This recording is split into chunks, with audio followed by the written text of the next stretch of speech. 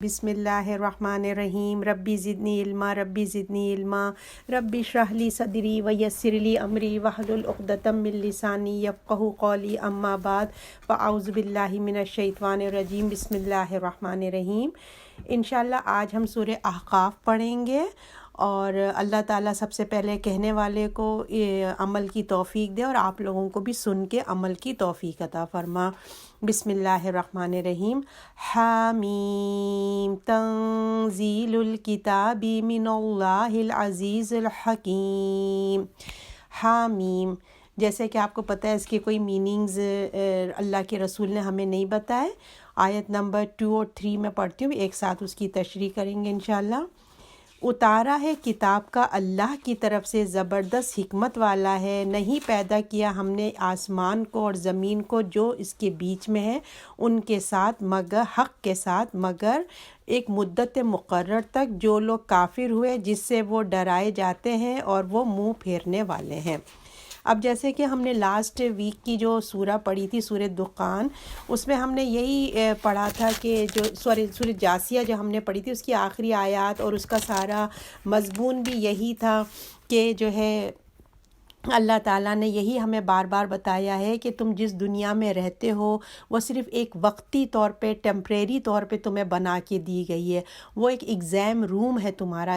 اور جو ہے جس کو بنا کر اللہ تعالیٰ نے انسان کو امتحان کے لیے بھیجا ہے۔ تو اس دنیا کی چمک دھمک کے اس چیز کی جو لگژریز ہیں اس کے دھوکے میں مت آ جانا کہ جیسے دنیا کی چیزیں ختم ہو جاتی ہیں نا، جیسے ہم دیکھتے ہیں کہ دنیا میں ہم ایک ایگزام دیتے ہیں، نہیں ہو سکا تو دوبارہ ہمیں چانس ملتا ہے۔ تو جس طرح دنیا کی چیزیں تم کو ایک دفعہ سے دوسری دفعہ اٹیمپٹ تم کو مل جاتا ہے، تو تم اس دھوکے میں نہیں رہنا کہ تمہیں اس زندگی کے بعد کوئی دوسری بھی زندگی نیک اعمال کرنے کے لیے اس زندگی کو سروائیو کرنے ملے گی۔ تم مرنے کے بعد دوبارہ زندہ ضرور ہوگے، ایسا نہیں ہے کہ اللہ تمہیں زندہ نہیں، مگر تمہیں یہ زندگی کی مہلت نہیں ملے گی۔ جو تمہیں کرنا ہے آج کرو۔ تو لہٰذا بلکہ وہ دوبارہ جب تم کو اٹھایا جائے گا تو تمہیں بتائے گا کہ تم کس طرح کی زندگی گزار کے آئے ہو، جس طرح کی تمہاری زندگی ہوگی اسی طرح کا تمہاری سزا یا جزا ملے گی تمہیں۔ تو لہٰذا یہ قرآن جو ہے تمہیں یہ باتیں بتا رہا ہے کہ یہ اللہ کی طرف سے نازل ہوئی ہے، یعنی کہ اتاری گئی کتاب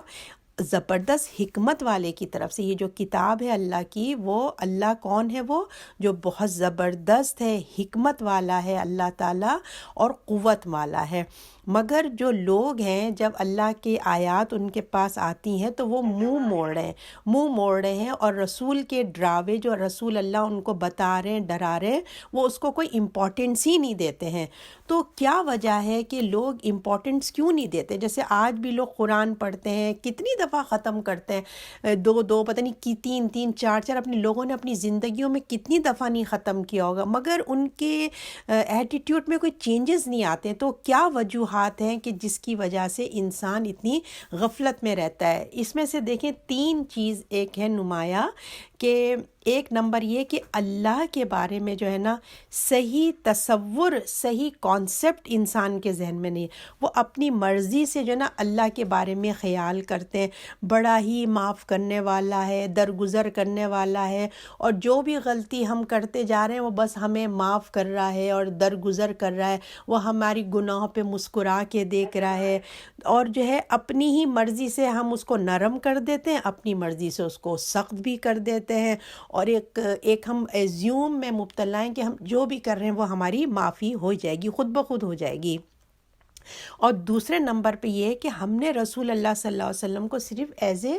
ہیرو بنا دیا ہے، ایز اے رسول ہم ان کو فالو نہیں کرتے، بس ہم نے ان کو دنیاوی طور پہ ہم نے ان کو ہیرو بنا کے جو ہے دنیا کا ہم نے بس بنا دیا کہ ایک رول ماڈل ہے، بہت اچھے ہیں، انہوں نے ایسا کیا۔ مگر اگر ہم ان کو واقعی رسول سمجھتے، واقعی مانتے، تو آج ہماری زندگی بھی چینج ہوتی۔ اور نمبر 3 یہ کہ آخرت کا یقین جو ہے نا ہمارے اندر میں بہت کمی ہے، کہ ہم آخرت کو یقین کی نگاہ سے نہیں دیکھتے۔ اور جب تک انسان کو دیکھیے اپنے امتحان کا یقین نہ ہو کہ میرا پیپر ہے کل، مجھے ایگزام دینا ہے، جب اس کا یقین یہ پکا ہوتا ہے تو تبھی تو وہ انسان تیاری کرتا ہے نا، اس کے بغیر تو کوئی انسان تیاری نہیں کرتا۔ تو ان کے منہ پھیرنے کی یا ہمارے اچھے اعمال نہ کرنے کی وجوہات ہی یہی ہیں، ہم آخرت پہ ایمان تو رکھتے ہیں، ہم مسلمان ہیں، ہمیں پتہ ہے کہ آخرت آئے گی، مگر جو یقین کا درجہ ہے نا، کہ دیکھیں ایک ڈیڈ بیڈ پہ جس کو کینسر ہوا ہے نا، اس کو مرنے کا جو یقین ہوگا نا، ہمارا یقین اور اس کے یقین میں بہت زمین آسمان کا فرق ہوگا۔ اس کو تو پکا یقین ہے کہ میں اب بس چند دن کا مہمان ہوں، تو اس کا جو یقین ہوتا ہے موت پہ اور ہمارے یقین میں فرق ہے، تو وہ یقین ہمیں چاہیے، تبھی ہم آخرت کی تیاری کریں گے۔ اور آپ اس آیت میں دیکھیں گے تو اللہ نے تینوں باتوں کا، یہ جو ہم نے آیت نمبر 2 اور 3 پڑھی ہے، اللہ نے تینوں باتوں کا اس میں بتا دیا ہے کہ کتاب، یعنی کہ کتاب کس نے نازل کی؟ اللہ نے، اور آخرت، تینوں کا ذکر اللہ تعالیٰ نے اس آیت میں کر دیا۔ آیت نمبر 4، کہہ دو بھلا دیکھو تو جسے تم پوچھتے ہو اللہ کے سوا، دکھاؤ تو کیا جو پیدا کیا ہے انہوں نے زمین سے یا اس کے لیے شرکت ہے آسمانوں میں، لاؤ میرے پاس کوئی کتاب اس سے پہلے یا کوئی علم جو تمہارے پاس آتا ہے اگر ہو تم سچے۔ اب ان سے بتایا جا رہا ہے کہ یہ جو اہل قریش ہیں جو اللہ کے سوا کسی اور کو معبود انہوں نے بنا لیا ہے، تو اللہ فرما رہے کہہ دو بھلا دیکھو تو جسے تم پوچھتے ہو اللہ کے سوا، دکھاؤ تو جو کچھ انہوں نے پیدا کیا۔ اب مجھے بتاؤ جن کو تم اللہ کے سوا عبادت کرتے ہو، انسان کس کی عبادت کرتا ہے؟ دیکھیں لوگوں نے پرانے زمانے میں، آج کل ذرا رواج کم ہو گیا، لوگ چاند کی عبادت کرتے تھے، سورج کی، ستاروں کی، درختوں کی، جانوروں کی، تو ابھی بھی ہو رہی ہے جانوروں کی عبادت تو، اور سورج کی بھی، آگ کی عبادت ہوتی تھی، اور پھر پتھر یعنی کہ اسٹیچوز کی عبادت کرتے ہیں، اور کچھ لوگ جو ہے رسولوں کی بھی عبادت کرتے ہیں جیسے حضرت عیسیٰ علیہ السلام ہے، اور کچھ لوگ اولیاء کرام جیسے غوث پاک لوگ بولتے ہیں، ان کو بھی اتنا درجہ انہوں نے دیا ہوا ہے۔ اور جو ہیں اپنے عرب کے لوگ، وہ جو پرانے اہل قریش تھے، وہ فرشتوں کو اللہ کی بیٹیاں مانتے، اور جنات کی بھی کچھ لوگ عبادت کیا کرتے تھے۔ تو اللہ رب العزت ان تمام لوگوں کو چیلنج کر رہے ہیں جو تم لوگ کہہ رہے ہو کہ جو ہے یہ تمہارے معبود ہیں جس کو تم اللہ کے سوا پکارتے ہو، کبھی تم نے غور بھی کیا ہے کہ ان کی کچھ حقیقت بھی ہے، یہ کوئی ریئل تھنگ ہے، یا تم نے اپنے سے ہی ایزیوم کر کے تم ان کی عبادت کر رہے ہو؟ اگر تمہارے لیے کوئی ٹرو بات ہے، کوئی تمہارے پاس ایویڈنس ہے، کوئی پروف ہے، تو مجھے بتاؤ کہ اس پوری یونیورس میں انہوں نے کیا کیا چیزیں بنائی جو تمہارے بت ہیں، انہوں نے جو تم خدا کا شریک جن کو تم بنا رہے ہو، تو یہ بتاؤ کہ اس میں سے کائنات میں سے کس نے سورج بنایا، کس نے چاند بنایا، کس نے پہاڑ بنایا؟ کوئی بھی ایک تمہارے بت کی مجھے کوالٹی بتاؤ کہ جنہوں نے اللہ کے ساتھ یہ چیزیں بنائی ہوں۔ فرعون بھی جو تھا وہ یہ نہیں، وہ کہتا تھا کہ میں خدا کا اوتار ہوں، یعنی کہ اس کے ریفلیکشن ہوں میں، مگر اس نے یہ کبھی نہیں کہا کہ میں نے پہاڑ بنائے، میں نے سورج بنائے۔ تو تم اپنی بات کو، اللہ تعالیٰ کہہ رہے ہیں تم اپنی بات کو ثابت کرنے کے لیے یہ بتاؤ کہ تمہارے ان چیزوں نے کس چیز کو بنایا ہے۔ تو اس قرآن سے پہلے اللہ تعالیٰ نے کہا اگر اس قرآن میں یا قرآن سے پہلے تمہارے پاس کوئی ایویڈنس ہے، کوئی کتابیں ہیں، کوئی پروف ہے، کوئی اچھی علم کی بات ہے تو لے کر آؤ، کیونکہ یہ کوئی صرف خدا ہی جو ہے نا، خدا ہی بتا سکتا ہے نا، کہ اس کے ذریعے اللہ ہی کتابوں میں بتائے گا۔ اگر اس کے ساتھ کوئی پارٹنر ہے، کسی نے اس کے ساتھ شریک ہے، تو اللہ ہی بتائے گا نا۔ اگر تمہارے پاس کوئی ایسی چیزیں ہیں تو لا کے دکھاؤ، کیونکہ جو شریک ہے، جو پارٹنرز ہیں، کسی نے کچھ بنایا ہے، کسی کا کچھ حصہ ہے، تو وہ وہی ہوگا نا، جو آسمان یا زمین کسی بھی اس طریقے سے، تو صرف یہ اللہ ہی بتا سکتا ہے نا کہ کون ہے جو اس کے ساتھ کوئی کسی چیز کو بنایا گیا ہے۔ تو تم جو ہے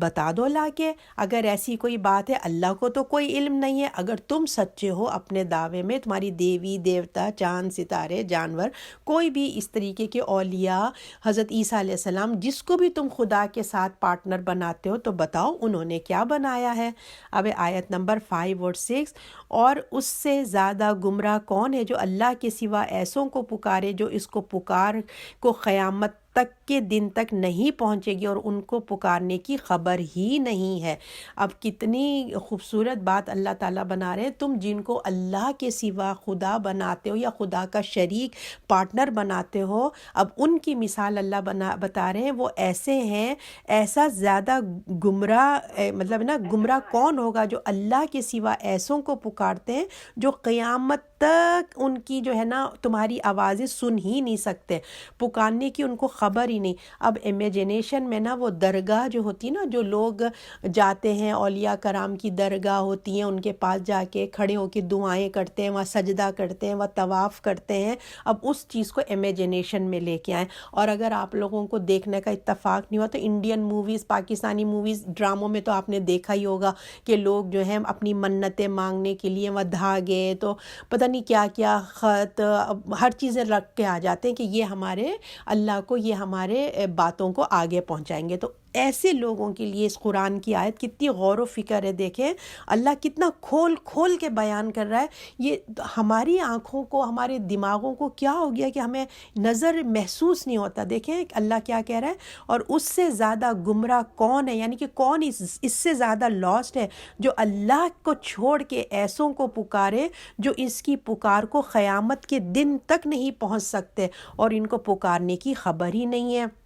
ان کو پتہ ہی نہیں ہے کہ یہ کس کو پکار رہے ہیں۔ اور لوگ جب جمع ہوں گے تو وہ ان کے دشمن ہوں گے اور ان کے پوجنے سے منکر ہوں گے، اور جن کو یہ آج اللہ کا بیٹا بنا رہے ہیں، اللہ کے ساتھ اور بھی شریک بنا رہے ہیں، قیامت میں تو وہ ان سے بیزار آ جائیں گے، قیامت میں وہ ان کے دشمن بن جائیں گے کہ ہم نے کب کہا تھا تم سے کہ تم ہماری عبادت کرو۔ تو جو اللہ کے سوا ان سے دعا و فریاد کر رہے ہیں وہ قیامت میں ان کو کوئی، قیامت تک ان کو کوئی جواب دینے والے نہیں، اور ان کا حال یہ ہے کہ انہیں خبر بھی نہیں ہے، ان کا بے بسی کا حال یہ کہ ان کو خبر بھی نہیں ہے، کوئی ان کی دعا فریاد جو کچھ بھی کر رہے ہیں وہ ان کو کچھ نہیں پتہ ہے۔ قیامت میں جب ان سے ان کی مدد کی طرف وہ سمجھیں گے یہ اب ہماری مدد کریں گے، ہماری سفارش کریں گے، الٹا کیا ہوگا، وہ ان کے دشمن بن جائیں گے اور ان کو برا بھلا کہیں گے کہ ہم نے تم سے کب کہا تھا کہ ہماری تم عبادت کرو۔ تو دیکھیں اب اس کو ہم آسان وے میں، کیونکہ یہ بڑی امپورٹنٹ بات ہے اور ہمارے مسلمانوں میں یہی ٹائپ کا شرک جو ہے نا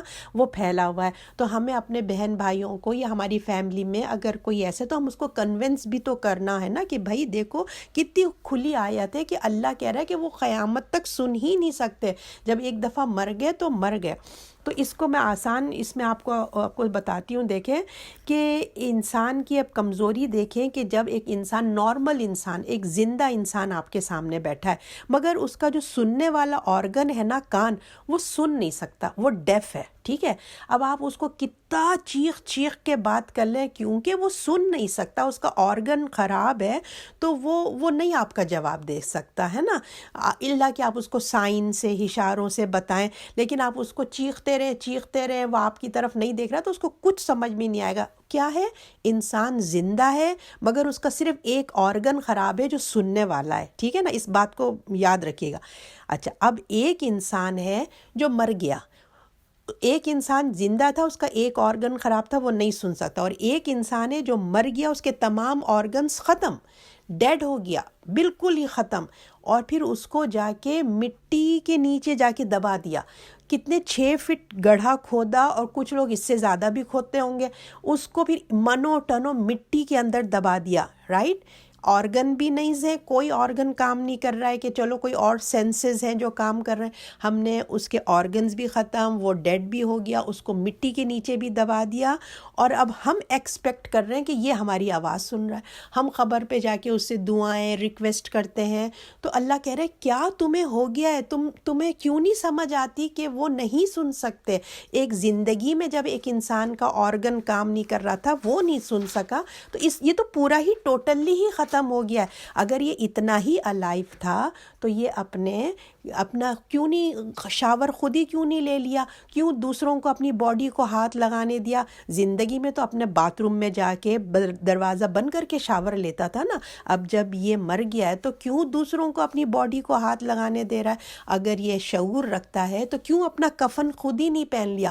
کیوں خود ہی خبر میں نہیں جا کے لیٹ گیا؟ کیوں 4 لوگ اس کو اٹھا کے لے کے آئے؟ تم لوگ شعور اپنے دماغ کو سوچو کہ کیسے ہو سکتا ہے کہ ایک ڈیڈ باڈی تمہاری آواز سن رہی ہے۔ تم خود اپنی زندگی میں دیکھو، جب آپ لوگ ہیڈ فون لگا لیتے ہیں، کوئی اماں ابا نیچے سے چیختے رہے، بلاتے رہے، آپ لوگوں کو کچھ آواز نہیں آتی، کیونکہ ہیڈ فون کانوں کے اندر اور میوزک بج رہی ہے تیزی کے ساتھ، آپ کو کچھ سمجھ نہیں آ رہا ہوتا ہے، یا کچھ آپ لیکچر سن رہے ہیں، آپ کو کچھ سمجھ نہیں آتا کہ کون آپ کو بلا رہا ہے، اگر شور ہو رہا ہو نا، آپ کو بالکل پتہ نہیں چل رہا ہے۔ تو ایک معمولی سے آپ کے کان کے اوپر ہیڈ فون آ جائیں تو آپ کو آواز نہیں آتی، منو ٹنو اس مردے کے اوپر مٹی جانے سے آپ کو کیسے آواز آ جاتی ہے؟ تو اللہ کہہ رہے ہیں اللہ کا واسطہ سمجھو، غور و فکر کرو، اللہ کے سوا کسی کو مت پکارو، دعا عبادت ہے، اللہ کے آگے سجدہ کرو، اللہ کے آگے عبادت کرو، اللہ کے آگے ہاتھ اٹھاؤ، اللہ کے خانہ کعبہ کے علاوہ کسی کا طواف جائز نہیں ہے۔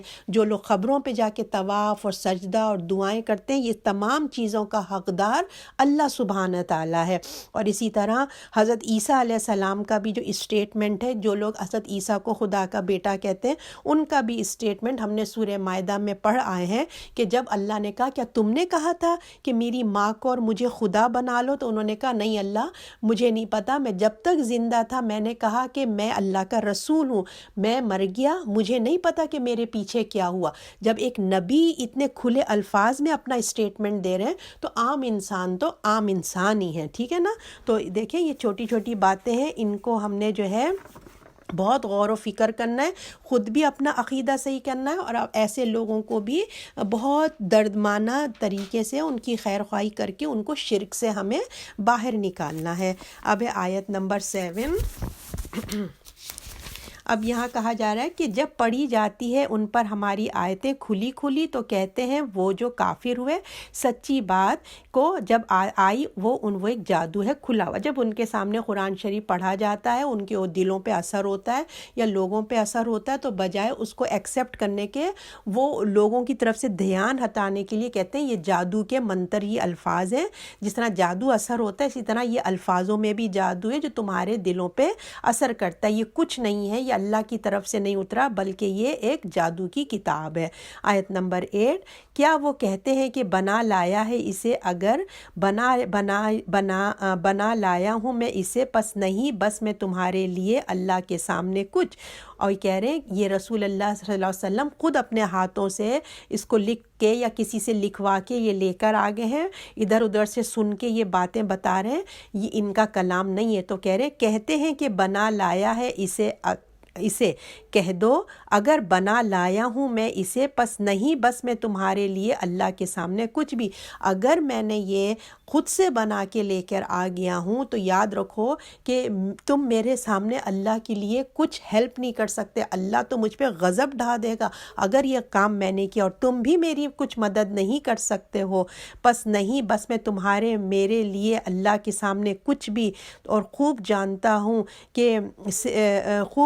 اس کی جو اور تم اس کے سامنے میرا ذرا بھی بھلا نہیں کر سکتے اس کو، ان باتوں کو جن پر تم لگ رہے ہو خوب خبر ہے، اور میرے اور درمیان تمہارے بیچ حق بتانے والا ہوں، کافی وہی بخشنے والا مہربان ہے۔ اب اللہ کے رسول کہہ رہے ہیں اگر یہ میں نے لکھا ہے تو مجھے اللہ غضب اتنا کرے گا، میں جھوٹ میں بات نہیں کرتا، اور تم بھی میری کوئی مدد نہیں کر سکتے اگر اللہ مجھے پکڑنے پہ آ جائے، بھلا نہیں کر سکتے اس کو، ان باتوں کو جن میں تم لگ رہے ہو، جن باتوں کو تم سوچ رہے ہو کہ یہ ایسا ہے، یہ کچھ بھی ایسا نہیں ہے، خوب خبر ہے، اور میرے اور تمہارے بیچ حق بات ہے، جو میں تم کو بتا رہا ہوں وہ حق بات ہے، اس کو مانو، کافی ہے وہی بخشنے والا مہربان۔ اور اللہ رب العزت جو ہے وہ ہمارے درمیان کافی ہے، اور اس کو پتہ ہے کہ میں جھوٹ بات نہیں کہہ رہا، وہ ہمارے درمیان فیصلہ کرنے کے لیے کافی ہے۔ آیت نمبر 9 تو کہہ دے میں کوئی نیا رسول نہیں آیا، اور مجھے معلوم نہیں کیا معاملہ ہونا ہے مجھ سے اور تم سے، میں ہی اس پر چلتا ہوں جو مجھے حکم ملتا، اور میرا کام تو یہی ہے کھول کر ڈر سنانے والا۔ اب رسول اللہ صلی اللہ علیہ وسلم جو ہے ان کو کہہ رہے ہیں یہ قرآن جو ہے میں کوئی نیا رسول نہیں آیا ہوں، ٹھیک ہے نا، میں جیسے پہلے رسول آئے تھے ویسے ہی میں ایک رسول ہوں، یہ جو ہے اللہ کی طرف سے یہ کلام ہے، اور مجھے کوئی کوئی غیب کا علم نہیں ہے، جو میں بتا رہا ہوں تم کو اس پہ یقین کرو، تم کہہ دو میں کوئی نیا رسول نہیں آیا، مجھے معلوم نہیں کیا معاملہ ہونا ہے مجھ سے اور تم سے، دیکھو مجھے غیب کا علم نہیں ہے، یہ جو ہے جو میرے ساتھ ہونے والا ہے کل کیا ہوگا مجھے نہیں پتہ، کیا تمہارے ساتھ ہونے والا ہے اس کی بھی مجھے خبر نہیں ہے، میں تو صرف وہ بتاتا ہوں جو میری طرف وحی کی جاتی، جو مجھے حکم ملتا ہے میں وہی، اور میرا کام تو یہی ہے کھول کر ڈر سنا دینے والا، تو میں تو تم کو میں کوئی غیب کا میں نے جو ہوں نا، میں کہتا ہوں کہ میں رسول ہوں، میں تم سے یہ نہیں کہہ رہا کہ مجھے غیب کی خبریں، میں تم سے یہ دعویٰ نہیں کر رہا کہ میں جو ہوں غیب کی خبریں رکھتا ہوں، میں تو ایک نبی ہوں، مجھے خود نہیں پتہ ہے کہ میرے ساتھ کیا ہوگا، اگر رسول کو غیب کا علم ہوتا تو دیکھیں انہیں پتہ ہوتا، وہ کہہ رہے ہیں میں تو وہی بتاتا ہوں جو مجھے بتایا جا رہا ہے تم کو۔ آیت نمبر 10، تو کہہ دو بھلا دیکھو تو اگر یہ اللہ کے یہاں سے آیا ہو تو تم نے اسے نہیں مانا، اور بنی اسرائیل کا ایک گواہ گواہی دے چکا ہے ایک ایسی کتاب پر، پھر وہ یقین لایا اور تم نے غرور کیا، بے شک اللہ گناہ گاروں کو راہ نہیں دکھاتا۔ تو اب یہ بتایا بھلا دیکھو تو اگر یہ اللہ کے یہاں سے آیا ہے تو اور تم نے نہیں مانا، تم جس قرآن کو کہہ رہے ہو یہ میری کتاب ہے، میں نے لکھ لی ہے، یہ جادو کی کتاب ہے، اگر تم سوچو غور و فکر کرو اگر یہ اللہ کی طرف سے ہوا تو تمہارا کیا بننے والا ہے۔ اور اسی طرح بنی اسرائیل کے لوگوں نے گواہی دی ہے، اب یہ جو آیت ہے نا بنی اسرائیل کے لوگ نے گواہی دی ہے، بنی اسرائیل کے ایک نے گواہی دی، ایک نے، اس میں ڈیبیٹ ہے، ٹھیک ہے، اب آپ اس کو غور سے سن لیں، اس میں ڈیبیٹ ہے، کچھ نے کہا ہے کہ یہ یہودی کے ایک علماء تھے عبد السلام جو مسلمان ہو گئے تھے، کسی نے کہا ہے کہ یہ کوئی گروپ تھا، کوئی ایک خاص تھا، ڈیبیٹ ہے، مختلف علماء نے مختلف بات کی ہے، اور کچھ نے کہا ہے یہ عیسیٰ علیہ السلام کی طرف اشارہ ہے کہ وہ انہوں نے گواہی دی تھی کہ رسول اللہ ٹھیک ہیں، بالکل حق ہے، جو ہم پچھلے صورتوں میں پڑھ کے ہیں نا کہ ان کا نام ان کی کتاب انجیل میں کہ احمد نام ہوگا، تو ڈیفرنٹ علماء کا ڈیفرنٹ اوپینین ہے، تو آپ بھی یہ بس اللہ نے کہا ہے کہ کوئی ایک گواہ نے گواہی دی تو آپ اس کو بس سمجھ جائیں کہ وہ کون ہے، واللہ عالم۔ بنی اسرائیل کا ایک گواہ نے گواہی دے چکا ہے ایک ایسی کتاب ہے، پھر وہ یقین لایا اور تم نے غرور کیا، بے شک اللہ گناہ گاروں کو راہ نہیں دکھاتا۔ اس نے تو دیکھو یقین لایا بنی اسرائیل کے اور وہ ایمان بھی لایا، مگر اہل قریش تمہارا یہ حال ہے کہ تم تو تکبر میں پڑے ہوئے ہو، تم ہدایت نہیں لا رہے ہو، تم گناہ گار بن رہے ہو، اور تم نے غرور کیا، بے شک اللہ گناہ گاروں کو راہ نہیں دکھاتا۔ یہ تو آج اگر یہ اللہ کا رحم ہے کہ اللہ نے آج کافروں کو اتنی آزادی دے رکھی ہے کہ جو ہے عذاب نہیں آ رہا ہے، کوئی اللہ پکڑ نہیں رہا ہے، دیکھو ایمان لے آؤ، یہ اللہ کی کتاب ہے، تم کہیں بچ کے نہیں جا سکتے، اللہ کی آیات کو کھول کے آنکھیں دیکھو کہ یہ اللہ کی طرف سے آیا، اگر اللہ ہی کی طرف سے ہو تو تمہارا کیا انجام ہونے والا ہے۔ یہ تو آپ اور میں آج ہم اس لیے اللہ کی مہربانی سے کہ اللہ مہربانی کر رہا ہے، ورنہ اگر اللہ پکڑ پہ آ جائے تو پھر سوچیں کیا بنے گا، ہے نا۔ آیت نمبر 11، کہنے لگے منکر ایمان والوں سے اگر یہ دین بہتر ہوتا تو یہ اس پر ہم سے پہلے نہ دوڑتے، اور جب اس سے بتانے سے راہ پر نہیں آئے تو اب یہ کہیں گے یہ بہت پرانا جھوٹا ہے۔ اچھا، اب یہاں پہ اہل قریش سے بات ہو رہی ہے اور یہ تہمت لگا رہے ہیں، یہ کہہ رہے ہیں کہ اگر یہ واقعی یہ قرآن صحیح ہوتا تو ہم سے پہلے، یعنی کہ یہ امیر ہے نا، یہ امیر لوگ ہیں، یہ اپنے آپ کو بہت سمجھتے ہیں کہ ہم ہر چیز کو ڈیزرو کرتے ہیں، جس طرح اللہ نے ہمیں اتنا مال و دولت دیا نا تو اسی طرح ہم آخرت میں بھی ہم بڑے اونچے لوگ ہیں۔ اگر یہ واقعی قرآن صحیح ہوتا تو سب سے پہلے ہم ایمان لے کر آتے، ایسے تھوڑی کہ یہ غریب لوگ پہلے ایمان لے کے آ گئے ہیں، تو اگر یہ واقعی نعمت ہوتی تو ہماری بجائے یہ غریب لوگ نہیں ایمان لاتے بلکہ ہم سب سے پہلے ایمان لاتے۔ اگر یہ جو ہے یہ سب جھوٹ ہے، یہ سب باتیں ہیں، یہ ایسی خودی سے ہی جو ہے نا، یہ خود ہی کچھ لوگ آگے ہیں اور خود ہی لوگوں نے اپنے سے یہ بنا لیا ہے، کتنا ان کو غرور تھا۔ یہ دیکھیں، کہتے ہیں، میں ایک دفعہ اور پڑھ لیں آیت پہ غور کیجئے، کہنے لگے منکر ایمان والوں سے، اہل قریش جو ہے مومنوں سے کہتے اگر یہ دین بہتر ہوتا ہے، یعنی کہ جو رسول اللہ پیش کر رہے ہیں تو اس پر ہم سے پہلے نہ دوڑتے، یعنی کہ ہم سے پہلے غریب لوگ ایمان نہیں لاتے، اور جب ان کہ ان کے بتانے سے راہ پر نہیں آئے تو اب وہ کہیں گے یہ بہت پرانا جھوٹ ہے۔ جب وہ ہدایت ان کو نہیں مل رہی ہے، اپنی اکڑ میں ہے، تو کہتے ہیں یہ تو بس ایسی ہی باتیں کہتے رہتے ہیں، قیامت آئے گی قیامت آئے گی، ابھی تک تو آئی نہیں، بس یہ ہم بچپن سے ایسی باتیں سن رہے ہیں، بس یہ ایک جھوٹ کی بات ہے۔ آیت نمبر 12، اور اس سے پہلے موسیٰ کی کتاب تھی راہ ڈالنے والی اور رحمت، اور یہ کتاب عربی زبان میں اس کی تصدیق کرتی تاکہ گناہ گاروں کو ڈر سنائے اور نیکی کرنے والوں کی خوشخبری ہے۔ اب یہ قرآن کی تصدیق ہے، توریت میں آ چکی ہے۔ بولا جا رہا ہے کہ موسیٰ علیہ السلام کو بھی جو کتاب توریت دی گئی تھی اس میں قرآن کی بشارت تھی، اور قرآن بھی توریت کو اس کے لیے کہہ رہا ہے کہ قرآن وہ اللہ کی کتاب تھی، اور توریت خود بھی کہتا ہے کہ ایک آخری نبی آئے گا اور آخری کتاب آئے گی۔ یہ کتاب عربی میں ہے، زبان اس کی تصدیق کرتی ہے تاکہ گناہ گاروں کو ڈر سنائے اور نیکی کرنے والوں کو خوشخبری ہے۔ تو اس کتاب میں کیا ہوگا؟ گناہ گاروں کو ڈر سنایا جائے گا کہ تم اپنے اگر غلط اعمال کریں گے تو تم اپنا انجام دیکھ لو، اور اگر اچھے اعمال کریں گے تو تم اچھا پاؤ گے۔ اب آیت نمبر 13 میں بتایا جا رہا ہے جنہوں نے کہا ہمارا رب اللہ ہے اور پھر اس پہ ثابت قدم رہے تو یقیناً اس کے لیے نہ خوف ہوگا نہ وہ غمگین ہوں گے۔ آیت نمبر 14، یہ لوگ بہشت والے ہیں، سدا اس میں رہیں گے، ان کے کاموں کے بدلے وہ جو کرتے ہیں۔ اچھا، اب یہاں پہ جو ہے بتایا جا رہا ہے جو لوگ اللہ کے رسول پہ ایمان لائے، قرآن پہ ایمان لائے، جنہوں نے کہا ہمارا رب اللہ ہے اور اس پہ ثابت قدم رہے۔ کتنی بڑی بات ہے نا کہ اللہ ہمیں یعنی کہ اللہ ایک اللہ ہے، اور جب ان کے اوپر آزمائشیں آتی ہیں وہ اللہ پہ بھروسہ کرتے ہیں اور وہ اس پہ ثابت قدم رہتے ہیں، تو اللہ کی نظر میں وہ بڑے ہی اعلیٰ مقام پہ۔ تو جنہوں نے کہا ہمارا رب اللہ ہے پھر اس پر ثابت قدم رہے، یہ کب ہوئے گا؟ جب کوئی انسان کے پاس ٹیسٹ آتا ہے نا، تب اس کا امتحان کا پتہ چلتا ہے کہ واقعی وہ جو جس اللہ کو مانتا ہے اس وقت بھی وہ اللہ کو مان رہا ہے یا پھر اپنے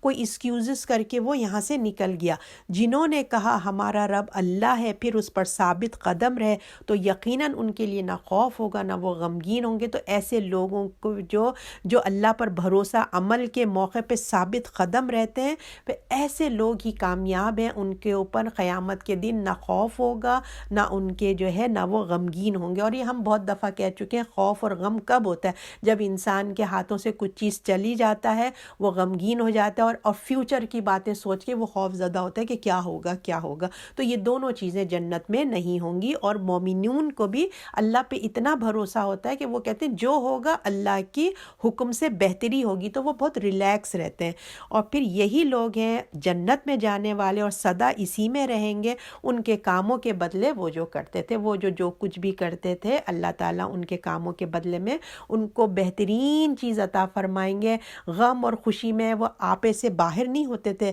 اور نہ ہی اپنے وہ ڈپریشن میں جاتے تھے، بلکہ یہ ایمان کی اتنی بڑی دولت ہے کہ ان کو جو ہے دین و دنیا میں بھی کامیاب کرا، دنیا میں بھی اور آخرت میں بھی۔ اچھا جی، اب جو ہے بڑی پیاری آیت آئی ہے جس پہ ہم اچھے سے ڈیٹیل بات کریں گے۔ بہت ہی خوبصورت آیت آئی ہے، آیت نمبر 15، اس کو غور سے سنیے گا۔ اور حکم دیا ہم نے انسان کو 7 والدین اپنے کے نیک سلوک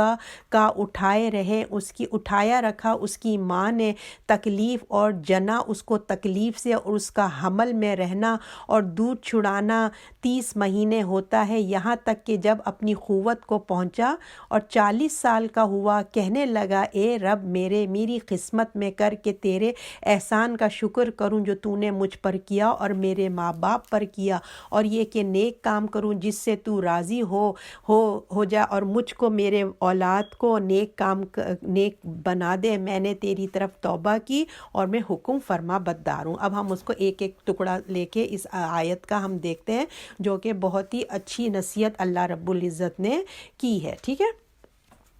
اللہ کیا فرما رہے ہیں؟ ہم نے انسان کو ماں باپ سے بھلائی کرنے کا حکم دیا ہے، نمبر 1 بات ہے۔ تو تمام انسانی رشتوں میں جتنے انسانی رشتے ہیں اس میں سب سے زیادہ جو اچھے اخلاق اور بہترین ان کے تعاون، ان کا اچھا، ان کی خدمت کرنے کے جو مستحق ہیں نا، نیک سلوک کرنے کے جو مستحق ہیں، وہ کون ہے؟ والدین۔ والدین کے لیے اللہ تعالیٰ نے کہا ہے بہترین سلوک کرو، بزرگوں کے ساتھ بھی ان کا ادب احترام کرو، مگر ماں باپ کا حق سب سے ٹاپ پریورٹی رکھ دیا ہے۔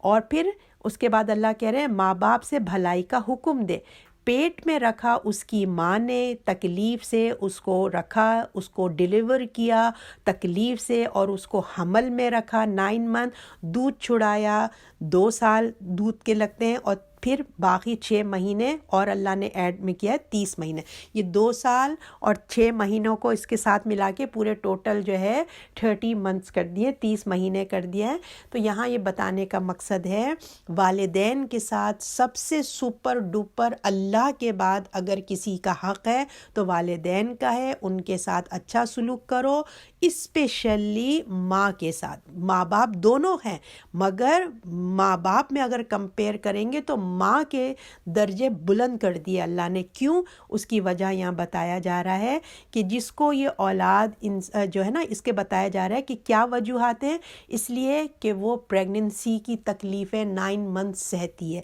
ایک وزن اپنے پیٹ میں رکھتی ہے، پھر اس کی جو تکالیف 9 منتھس کی اپنی جگہ، سکنیس، الٹیاں، جو کچھ بھی سے گزرتی ہے، پھر ڈیلیور کرتی ہے، اپنی جان، اپنی زندگی کو رسک پہ رکھ کے وہ ایک نیو زندگی کو بورن کرتی ہے۔ تو بہت اللہ نے اپریشیٹ کیا ہے کہ دیکھو میری بندی میرے حکم کی خاطر اپنی زندگی کو داؤ پہ لگا دیتی ہے۔ وہ چاہے تو نئی ماں بنے، لیکن اللہ نے ایسا ارج رکھ دیا کہ وہ تمام ان باتوں کو بھول کے وہ اللہ کے حکم کی خاطر حلال ذریعے سے وہ ایک بیبی کو بورن کرتی ہے، پھر تکلیف اٹھاتی ہے، جنتی ہے، پھر اس کے حمل رکھتی ہے، پھر 2 سال تک اس بیبی کو دودھ پلاتی ہے، ٹھیک ہے نا۔ اور پھر بعض دفعہ یا جو 6 مہینے کا ذکر ہے نا، 6 منتھس کا، اس کا کہنے کا یہ ہے کہ 6 منتھس کی بھی اگر بیبی بورن ہوتا ہے تو وہ بچ سکتا ہے، وہ الائیو ہو سکتا ہے، ٹھیک ہے۔ اگر 6 مہینے کا بچہ کسی کو، جیسے رائٹ اوے شادی ہوئی، رائٹ اوے لڑکی پریگننٹ ہوتی ہی 6 مہینے میں بیبی اس کا ہو جاتا ہے، تو کسی کو شک نہیں کرنا چاہیے۔ بعضوں کو شک ہوتا ہے کہ یہ پہلے سے پریگننٹ تھی، ابھی کیسے بیبی صحت مند پیدا ہو گیا۔ اللہ کہہ رہے ہیں 6 مہینے کا بھی اگر بچہ ہو جاتا ہے تو وہ ایک حلال بچہ ہے، ٹھیک ہے۔ تو اب یہاں بتایا جا رہا ہے کہ جو ماں ہے، والدین میں جو ماں ہے وہ پہلے بھی ستائی جاتی ہے جب پریگننٹ ہوتی ہے، بچہ اس کو پیٹ میں تنگ کرتا ہے، جو سکنس آتی ہے، الٹیاں آتی ہیں، جو بھی تکلیف سے وہ 9 مہینے گزرتی ہے، تو اس مہینوں میں جو وہ تکلیف سے گزرتی ہے اور پیدا ہونے کے بعد بھی بچے باپ کے مقابلے میں ماں کو زیادہ ستاتے ہیں، ماں سے چمٹے رہتے ہیں، ماں اس کے پیچھے پیچھے ان کے نخرے اٹھانا، ان کی خدمت کرنا۔ باپ کی خدمت دوسری ہے مگر ماں کی خدمت دوسری یہاں بتائی گئی ہے کہ وہ اندر باہر ہر طریقے سے جو ہے نا اس کے حق میں زیادہ ہے ماں کا حق، کیونکہ وہ اس کے جو ہے 9 ماہ پہ اس کا ڈائپر چینج کرنا، اس کو دودھ پلانا، اس کو پالنا، اس کی تربیت کرنا۔ تو سلوک کے لحاظ سے والدین میں ماں کو اللہ تعالیٰ نے کہا وہ حقدار زیادہ، اور وہ حدیث بھی آپ نے سنی ہوگی جو رسول اللہ نے کہا ماں کا حق زیادہ ہے۔ تو ہم تو دیکھیے ایک ریگولر حق تو ایک ڈیفرنٹ چیز ہے کہ ہم ماں کا پہلے حق ماں باپ کا ہم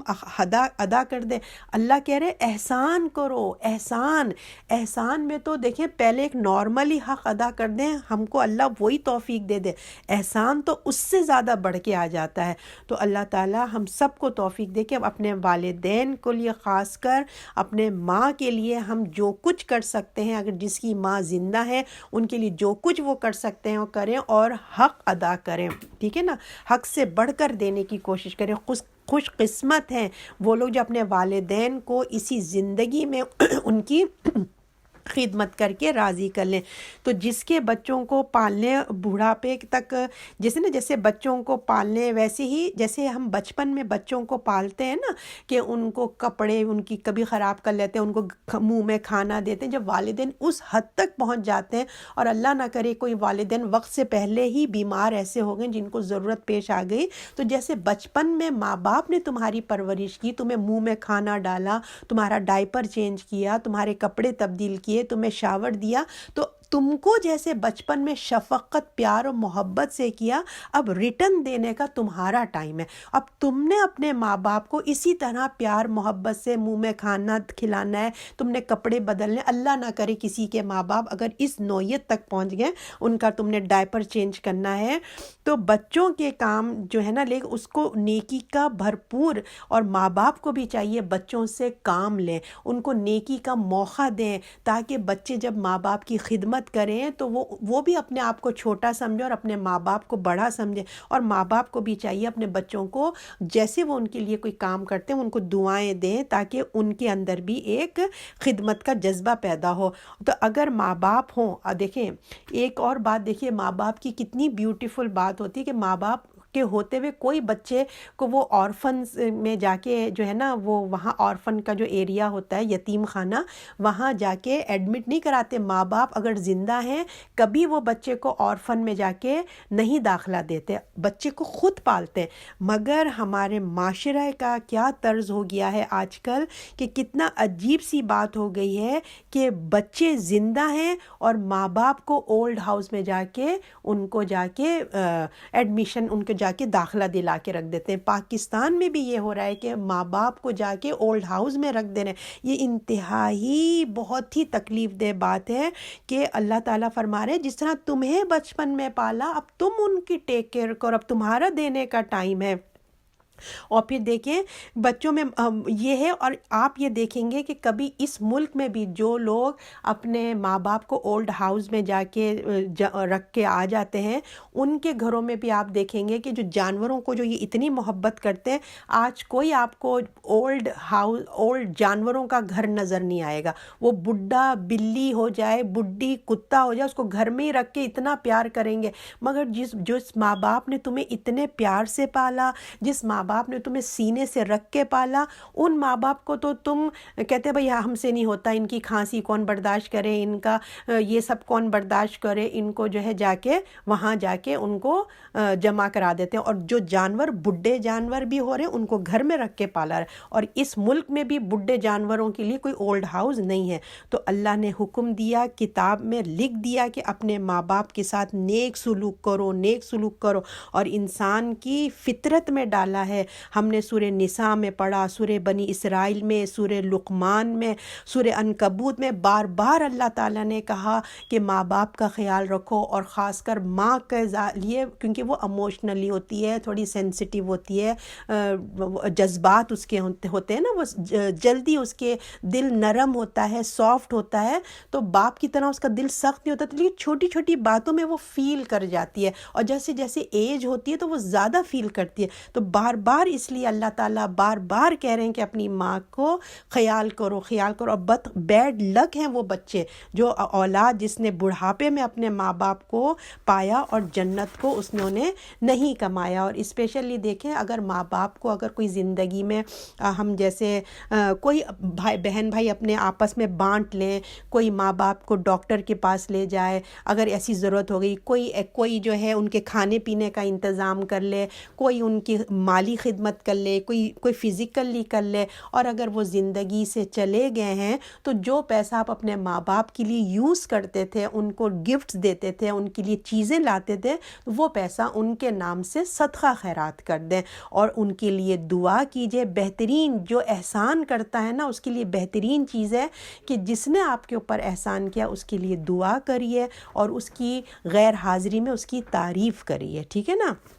اب اللہ تعالیٰ آگے فرماتے ہیں کہ کیا کہتے ہیں، اٹھا رکھا ماں نے اور جنا تکلیف کے ساتھ حمل، اس کے دودھ چھڑانا 3 مہینوں میں، یہاں تک کہ جب پہنچا قوت اپنی اور پہنچا 40 سال کو۔ اب یہاں بتایا جا رہا ہے کہ ایک انسان جو ہے اپنی جوانی کی زندگیاں گزارتے ہوئے کسی بھی مطلب ہوتے ہوئے اب وہ 40 سال کی عمر کو پہنچ گیا، تو یہاں پہ 40 ایئرز کا خاص نام لیا گیا۔ اس کا مطلب ہے کہ 40 ایئرز انسان کی زندگی زندگی میں بڑی امپورٹنٹ رکھتی ہے۔ نبی کو بھی آپ نے دیکھا ہوگا کہ نبوت ملی 40 سال میں، جسمانی طور پہ فزیکلی طور پہ انسان میچور ہو جاتا ہے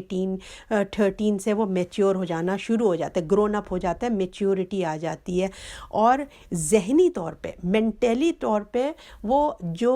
ڈیپینڈ ہے وہ کس گھر میں گرون اپ ہو رہا ہے، ٹھیک ہے۔ تو ذہنی طور پہ وہ 40 ایئرس میں انسان جب پہنچتا ہے نا تو اس کو پورا اچھے شعور سے وہ اور میچور ہو جاتا ہے۔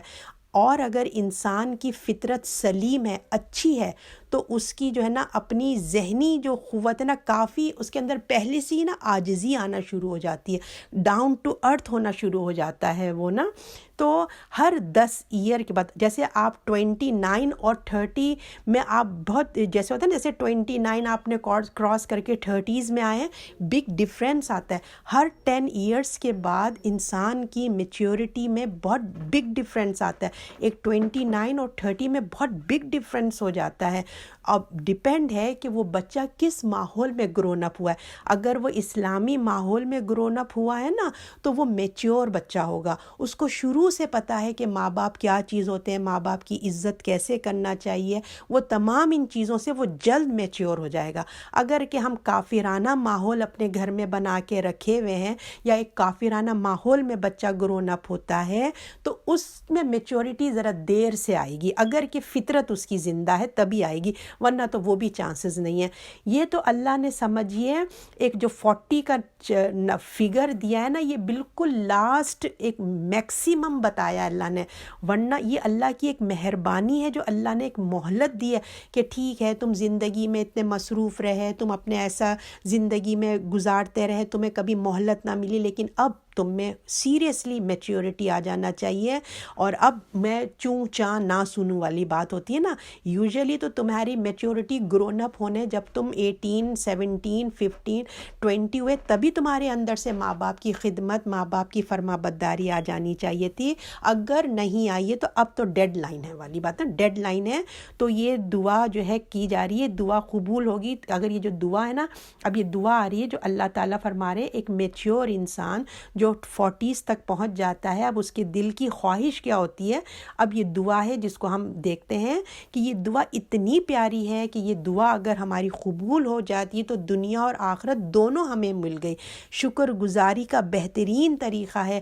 کہ میں اللہ سے دعا ہے کہ اللہ میں نیک کام کروں، اللہ کی نظر میں، جس سے لوگوں کی نظر نہیں، اللہ جس سے راضی ہوتا ہے۔ اور بہترین حسن سلوک، اہم ترین احسان جو ہے وہ اپنے والدین کے لیے دعا کرنا۔ یاد رکھیے بہترین جو سلوک ہے نا اللہ تعالیٰ کے نزدیک اپنے والدین کے لیے دعا کرنا ہے۔ اور کیوں؟ ماں کے لیے اس لیے کہ اس نے فزیکلی بہت تکلیفیں اٹھائی، اور باپ جو ہے آپ کے لیے مال جاب کرتا ہے، مال لاتا ہے، آپ گھر میں رہتے ہیں، کھاتے ہیں، پیتے ہیں، اور پھر اس کی وراثت میں بھی پیسہ ملتا ہے بچوں کو نا۔ تو یہاں بتا رہے نیک اولاد جو ہوتی ہے والدین کی نعمت سے فائدہ اٹھاتی ہے، تو اس کے لیے اس کو دعا بھی کرنا چاہیے۔ تو اب ہم یہ دعا ہے، بڑی پیاری دعا ہے۔ اللہ نے کہا یہاں تک کہ جب پہنچ گیا قوت اپنی 40 سال کو، کہا اے میرے رب نصیب کر مجھے کہ شکر کروں تیری ان نعمتوں کا، نہیں کہ ربی اوزنی ان اشکر نعمتک التی۔ اب یہاں پہ اس کا بتایا جا رہا ہے پروردگار کہ مجھے روک لے، مجھے تھام لے، مجھے سنبھال لے، یعنی کہ اب تک تو میں اپنی زندگی میں اپنی ہی زندگی میں اتنا مصروف رہا، اپنا ہی یہاں پڑھائی کرتے رہے، یہاں شادی ہو گئی، بچوں کو بڑا کرتے رہے، تو اتنی مصروف زندگی گزرتی چلے گئی، کیونکہ جو 40 سال کی ایج ہوتی ہے نا اس میں دیکھیں انسان 2 جنریشنوں کو لے کے چل رہا ہوتا ہے۔ ایک تو یہ کہ بوڑھے ماں باپ، دوسرے اپنے بھی بچے چھوٹے ہوتے ہیں وہ ٹائم پہ نا، تو اس وقت 2 جنریشن ساتھ ساتھ وہ آدمی کے چل رہے ہوتے ہیں۔ تو وہ کہتا ہے کہ اللہ میں اتنی مصروف اپنی زندگی میں رہا کہ میں نے ماں باپ پہ وہ توجہ نہیں دی جو مجھے توجہ دینی چاہیے تھی۔ تو وہ کہہ رہا ہے کہ اللہ مجھے توفیق دے کہ میں اپنے جذبات پہ، اپنے ایموشنلز پہ اور اپنے خواہشات ڈیزائرز پہ کنٹرول کروں، کنٹرول کر کے اپنے ماں باپ کی خدمت گزاری کروں، نہ کہ یہ کہ ان کی شکر گزاری کروں جو تو نے مجھے دیا ہے، میرے ماں باپ کی شکل میں جو تو نے مجھے دیا ہے، میں ان کی جو ہے نا شکر گزاری کروں۔ کہہ رہے ہیں اس کے بعد کہ اے میرے رب نصیب کر مجھے کہ شکر کروں احسان تیرا، اور کیا تو نے مجھ پر اور میرے ماں باپ کے اوپر جو تو نے مجھ پہ احسان کیا ہے میں اس کا شکر گزاری کروں، اور یہ کہ نیک کام کروں جس سے تو راضی ہو جائے۔ اب اللہ تعالیٰ سے کہہ رہے ہیں کہ شکر کا جب انسان کے اندر کسی چیز کا بہت تھینک فل آتا ہے نا، جب انسان کے اندر بہت شکریہ آتا ہے تو اب وہ چاہتا ہے کہ میں کچھ سم تھنگ کروں کہ جس سے میں ایکسپوز ہو کہ میں نے اچھا کام کیا، تو عمل آ جاتا ہے۔ جب جیسے ہی شکر آتا ہے پھر عمل آ جاتا ہے، تو میں ایسے عمل کروں جو نفس کی خواہش کی، میرے نفس کی خواہشیں نہ ہوں، بلکہ اللہ آپ اس سے راضی ہو جائیں، آپ کو وہ بہت پسند ہو۔ اس راہ میں بعض دیکھیے اس جب یہ ہم اللہ کو خوش کرنے کے لیے کام کرتے ہیں نا، تو بعض دفعہ ہم ایسے کام کرتے ہیں، ایک کام ہم اپنے ایزیوم سے ایسے کام کرتے ہیں جو اللہ کی رضا کے لیے نہیں ہوتا، جو اللہ کی پسند کا نہیں ہوتا، بلکہ کیا ہوتا ہے اس کے غصے کو ہم اور چیلنج کر دیتے ہیں۔ وہ کیسے؟ مثلا ہم نے ایک کام کیا جو ہم سمجھ رہے ہیں بہت اچھا نیک کام ہے، مگر بظاہر کیا ہے اس کے اندر بدعات ہے، اس کے اندر شرک کی ملاوٹ ہے، تو اس کی وجہ سے کیا ہوتا ہے کہ وہ اللہ کو خوش کرنے کی بجائے ہم اللہ کو ناراض کر دیتے ہیں۔ تو اس وجہ سے ہمیں دعا کرنا چاہیے کہ انسان برابر دعا کرنا چاہیے، اللہ ہمیں ایسے نیک کاموں کی توفیق دے جو آپ کو پسند ہو، ٹھیک ہے نا، اپنی مرضی کی نیکیاں نہیں کرنی ہے، جو آپ کو پسند ہے اللہ ہمیں ایسی توفیق عطا فرما۔ تو وہ کہہ رہا ہے اور نیک کام کروں جس سے تو راضی ہو جائے، اور مجھ کو میری اولاد کو نیکوں میں سے کر، میں نے تیری طرف توبہ کی اور میں حکم بردار ہوں۔ اب کہہ رہے ہیں کہ اللہ رب العزت میرے ساتھ ساتھ میری اولاد کے لیے بھی میں دعا کرتا ہوں کہ ان کے اندر بھی یہ بھی صالح ہوں، ان کی جنریشن میں بھی صالح بچے پیدا ہوں، یہ کامیاب ہوں اور آخرت میں خوشیوں کا باعث بنے اور نیکی کرنے والے بنے، شفاعت اچھے بنے، اور اللہ رب العزت میں جو ہوں میں نے تیری طرف رجوع کیا، میں تیری طرف پلٹتا ہوں، میں اپنے گناہوں سے معافی مانگتا ہوں، میں تیرا فرما بردار بننے کا عہد کرتا ہوں کہ مجھے اپنی فرما برداری میں لے لیجئے پروردگار، اور میری دعا کو قبول کر لیجئے۔ یہ بہترین دعا ہے، آپ سب یہ دعا یاد کیجئے۔ آیت نمبر جو ہے 15 ہے، اس کو ہائی لائٹ کر لیں اور یاد رکھیے، ماں باپ کو جو ہے نا بوجھ نہیں سمجھنا، ماں باپ کو برداشت نہیں کرنا، محبت کرنا ہے، یاد رکھیے۔ جس طرح انہوں نے ہمیں محبت سے پالا، اب ہمارا ٹائم ہے کہ ہم ان کو ریٹرن کریں، اور جن کے ماں باپ حیات نہیں ہیں ان کے لیے صدقہ کریں، اور بہترین چیز ان کے لیے دعاؤں میں کبھی نہیں بھولیں اپنے ماں باپ کو۔ ان کا احسان ہم پہ اتنا ہے کہ آج ہم مسلمان گھر میں ہیں، کہ انہوں نے ہمیں ہمارے اللہ سے پہچان کرائی، کہ یہ ان کا احسان ہے ہمارے اوپر کہ انہوں نے ہمیں ہمارے اللہ سے کنیکٹ کر دیا ہے۔ اب آیت نمبر 16، یہ وہ لوگ ہیں جن کے بہتر کام ہے جو انہوں نے کیے ہم قبول کرتے ہیں، ان کی برائیاں ہم معاف کر دیتے ہیں، رہنے والے جنت کے لوگوں میں سچا وعدہ ہے جو اس سے کیا جاتا ہے۔ اب اللہ تعالیٰ کہتے ہیں کہ یہ ہیں لوگ جو اللہ کا حقوق ادا کرتے ہیں، اللہ کی شکر گزاری کے ساتھ ساتھ اپنے ماں باپ کا بھی خیال کرتے ہیں، اور ایک طرف اللہ ہے ایک طرف ماں باپ ہے، اور ان بٹوین وہ خود ہیں، اپنا بھی خیال کرتے ہیں، اپنے آپ کو بھی انہوں نے نیک بنایا، خود بھی نمازیں کرتے ہیں، نیک راہ پہ چل رہے ہیں، اپنے بھی گناہ معاف کرتے ہیں۔ تو اللہ کہہ رہے ہیں ایسے لوگ جو ماں باپ کا خیال کرتے ہیں، اللہ کی شکر گزاری کرتے ہیں، میں ایسے لوگوں سے بڑا خوش ہوں۔ میں اگر ماں باپ کے نا میں ان کے لوگوں سے خوش ہوں، اور میں کیا کہہ رہے ہیں، یہ لوگ ہیں جن کو بہتر کام انہوں نے کیا ہم قبول کرتے ہیں، ہم ان کی برائیوں کو دور کریں گے، ہم معاف کر دیں گے، جنت کے لوگ ہیں، سچا وعدہ ہے جو ان سے کیا جاتا ہے۔ دیکھیں آج آپ لوگوں کے گھروں میں ماشاءاللہ سے سب کے گھروں میں 2 جنت کے دروازے کھلے ہوئے ہیں، کسی کا ایک دروازہ، ہمارے تو دونوں ہی دروازے بند ہو گئے، لیکن اللہ کا شکر ہے اللہ نے بھرپور ہمیں اجر سے دیا کہ ابھی کسی کے ماں باپ کے دونوں جنت کے دروازے کھلے ہیں، کسی کا ایک کھلا ہے، جو کر سکتے ہیں کر لیں، اللہ کا وعدہ ہے، اللہ کہہ رہے ہیں کہ ہم ایسے لوگوں کو جنت میں داخل کریں گے اور ہم ان کے گناہوں کو معاف کر دیں گے۔ اتنی اچھی اپرچونٹی، شارٹ کٹ راستہ، ماں باپ کی خدمت کر کے جو گھر میں آپ کو نیکیاں مل رہی ہیں، آپ کو کہیں جاب کے لیے جانا نہیں پڑ رہا ہے، باہر جا کے گیس خرچ کر کے ٹائم اسپینڈ کر کے آپ کو نیکیاں کما کے لانا ہے، جیسے آپ لوگ جاب خوابوں میں جاتے ہیں، کھڑے رہتے ہیں، کام کرتے ہیں، پھر پیسہ آتا ہے. نہیں، گھر میں آپ کی نیکیاں موجود ہیں. ماں باپ کو ایک چھوٹا چھوٹا کام کر دو، ماں باپ کو اچھی خوشی سے دیکھ لو، پیار محبت سے دیکھ لو، آپ کو حج عمرہ کا ثواب گھر بیٹھے مل جا رہا ہے آپ کو. تو ایسی نیکیوں کو جلدی جلدی کمائیے اور خوب سارا جمع کر لیجئے، اس سے پہلے کہ وہ دروازے ہمارے بند ہو جائیں. اب آیت نمبر 17، اور جس نے کہا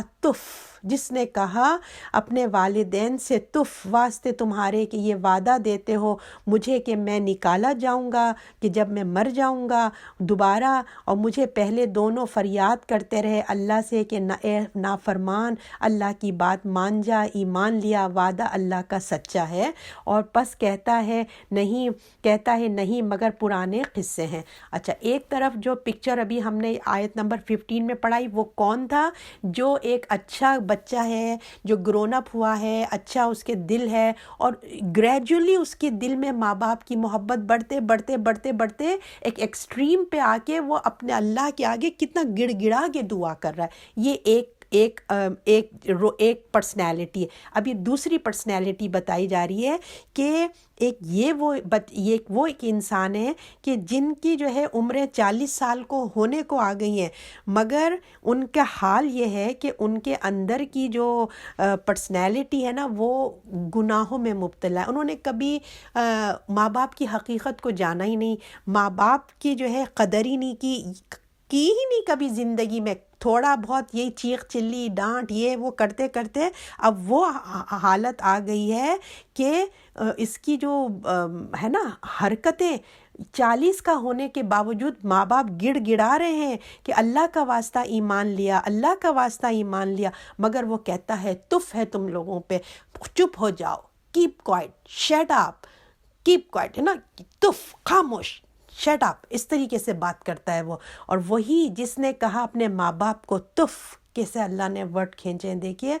کہہ رہا ہے کہ تم خاموش ہو جاؤ. کیا مجھے جب دن رات یہی بولتے رہتے ہو کہ مر جاؤ گے تو کیا بنے گا، آخرت آئے گی، اللہ دوبارہ اٹھائے گا، خدا کا واسطہ اللہ اپنی حرکتیں صحیح کر لیں. تو یہ والے اس ایسے انسان کی اب یہاں پہ اللہ نے پکچر کھینچی ہے. ٹھیک ہے،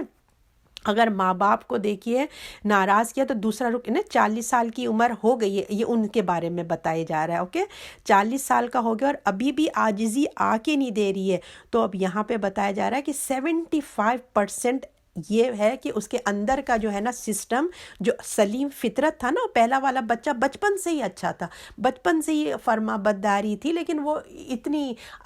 ہر ایج کے ساتھ ساتھ گریجولی بڑھ رہی تھی. اس کا حال یہ ہے کہ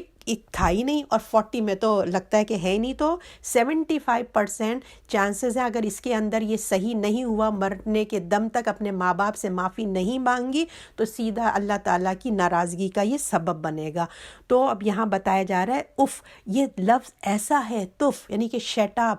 cap quiet, shut your mouth, ایسا جسٹ لائک دس، کہ یہ لفظ ماں باپ کا دل توڑ کے کرچی کے جیسے شیشہ ٹوٹتا ہے نا، جب جوان بچے جب ماں باپ کو یہ کہتے ہیں نا شٹ اپ، ماں باپ کا دل اندر سے ٹوٹ کے کرچی ہو جاتا ہے، اور پھر اللہ کا غضب، اللہ کا عرش کانپ اٹھتا ہے. اللہ کو اتنا ناراضگی آتی ہے کہ میرے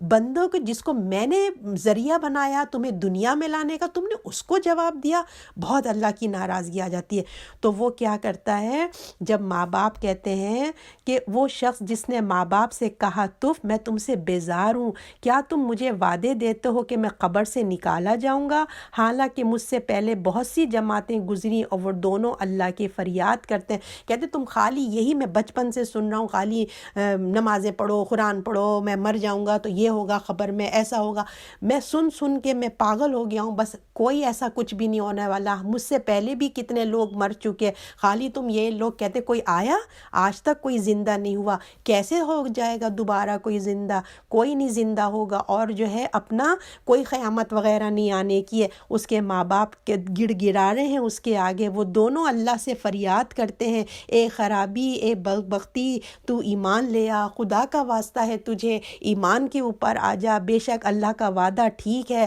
یہ کہانیاں نہیں ہیں، یہ اسٹوریاں نہیں ہیں، یہ ایک حقیقت ہے، یہ ہو کے رہنے والا ہے کہ مرنے کے بعد دوبارہ زندگی ہے، تم جو کچھ بھی کرو گے تمہیں جواب دہی کرنا ہے۔ تو وہ کہتا ہے یہ سب کہانیاں ہیں پہلوں کی، بس بس بس بس بس کرو، مجھے تمہارے لیکچرز نہیں سننے، جب دیکھو صبح شام یہ لیکچر مجھے دیتے رہتے، مجھے نہیں سننا، یہ ایسا کچھ بھی نہیں ہونے والا کہ ہم دوبارہ میں اٹھوں گا۔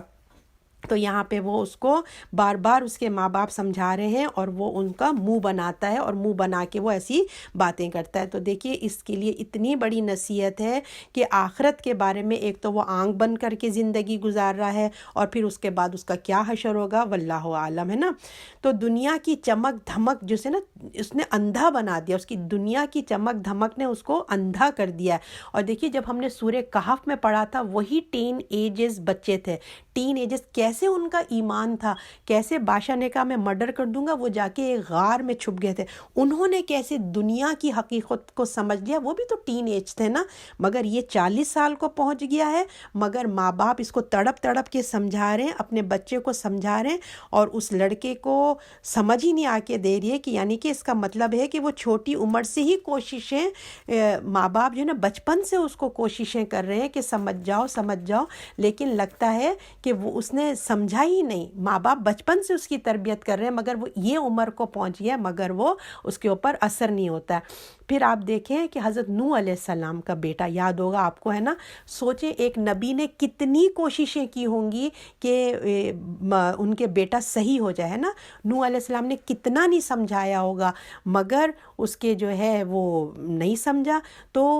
لوگ اپنے آپ کو نا گلٹی فیل کرنے لگتے ہیں، ایسے ماں باپ کہ لگتا ہے کہ ہم نے اس پہ بہت سختی کر دی یا بہت نرمی کر دی، شاید اس وجہ سے وہ جو ہے ایمان نہیں لے کے آ رہا ہے، دور ہو رہا ہے دین سے۔ نہیں، دل چھوٹا نہیں کرنا، یہ اللہ کا فیصلہ ہے، وہ اپنے اندر سے ہی ایسا ہے۔ ماں باپ نے تو محنت کی، مگر اولاد اب ایسی ہی ہے کہ جو خود اپنے اندر سے ایسے ہے۔ ماں باپ اب کچھ نہیں کر سکتے، ماں باپ کا قصور نہیں ہے، ٹھیک ہے۔ تو یا تو یہ دوستوں کا اثر ہے، یا ایسی اس کو بیوی ملی کہ جو اس کو ایسا بنا دیا، یا بیوی کو شوہر ایسا ملا، ماحول ایسا ملا،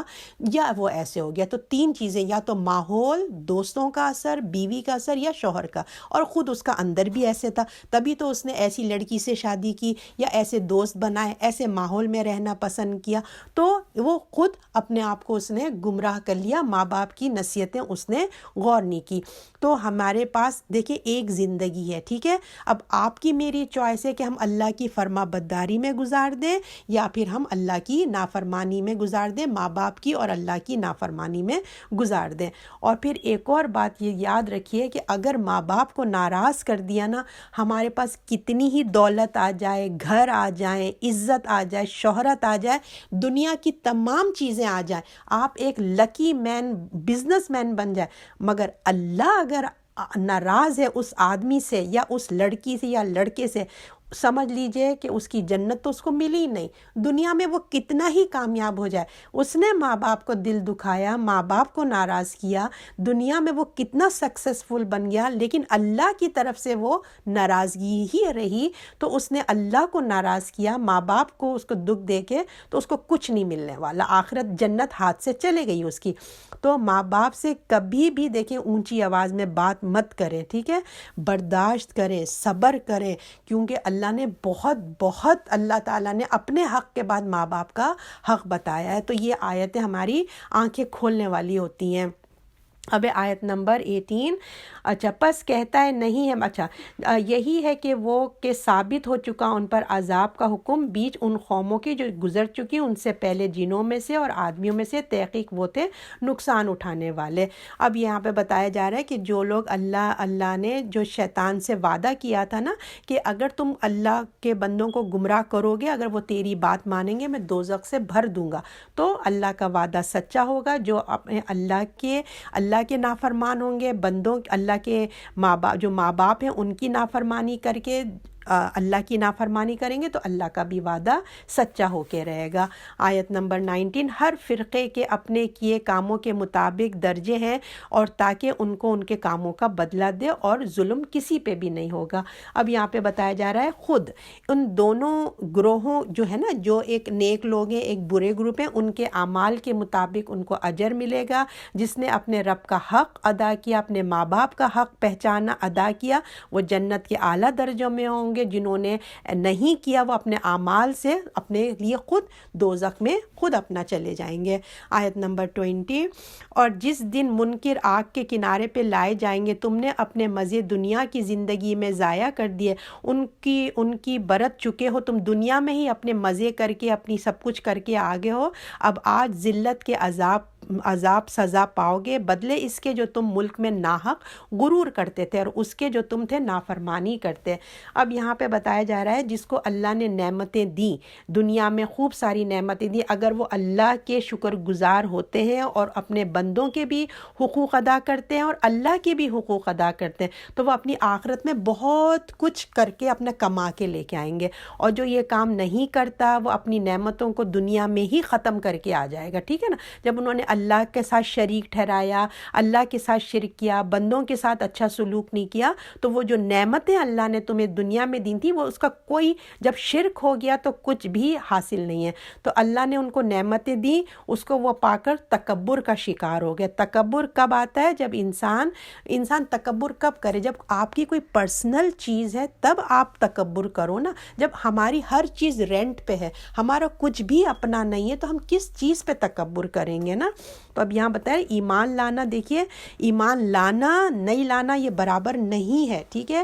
آج یہ جو سزا پا رہے ہیں، جو یہ نافرمانی میں سزا پا رہے ہیں، وہ کیوں پا رہے ہیں؟ اس لیے کہ وہ ایمان نہیں لائے۔ ایمان بہت بڑی نعمت ہے، اس کی ہمیں قدر کرنی چاہیے اور اس کو بڑھانے کی اور قائم رہنے کی دعا کرنی چاہیے اور قبر میں ہمارے ساتھ جائے، اس کی دعا کرنی چاہیے۔ اور دیکھیں جو کافر ہیں تو اچھے اعمال کو نیک اعمال میں تبدیل نہیں کر سکتے۔ جو اللہ نے کہا نا جو تم نے زندگی میں تم کو جتنی بھی ہم نے نعمتیں دی، کیونکہ یہ کافر تھے، انہوں نے اللہ کے ساتھ شرک کیا، تو ان کے کوئی نیک اعمال آخرت میں کام نہیں آئیں گے۔ تو جو کافر ہیں وہ اپنے کتنے اچھے کام کر لیں، وہ اس کو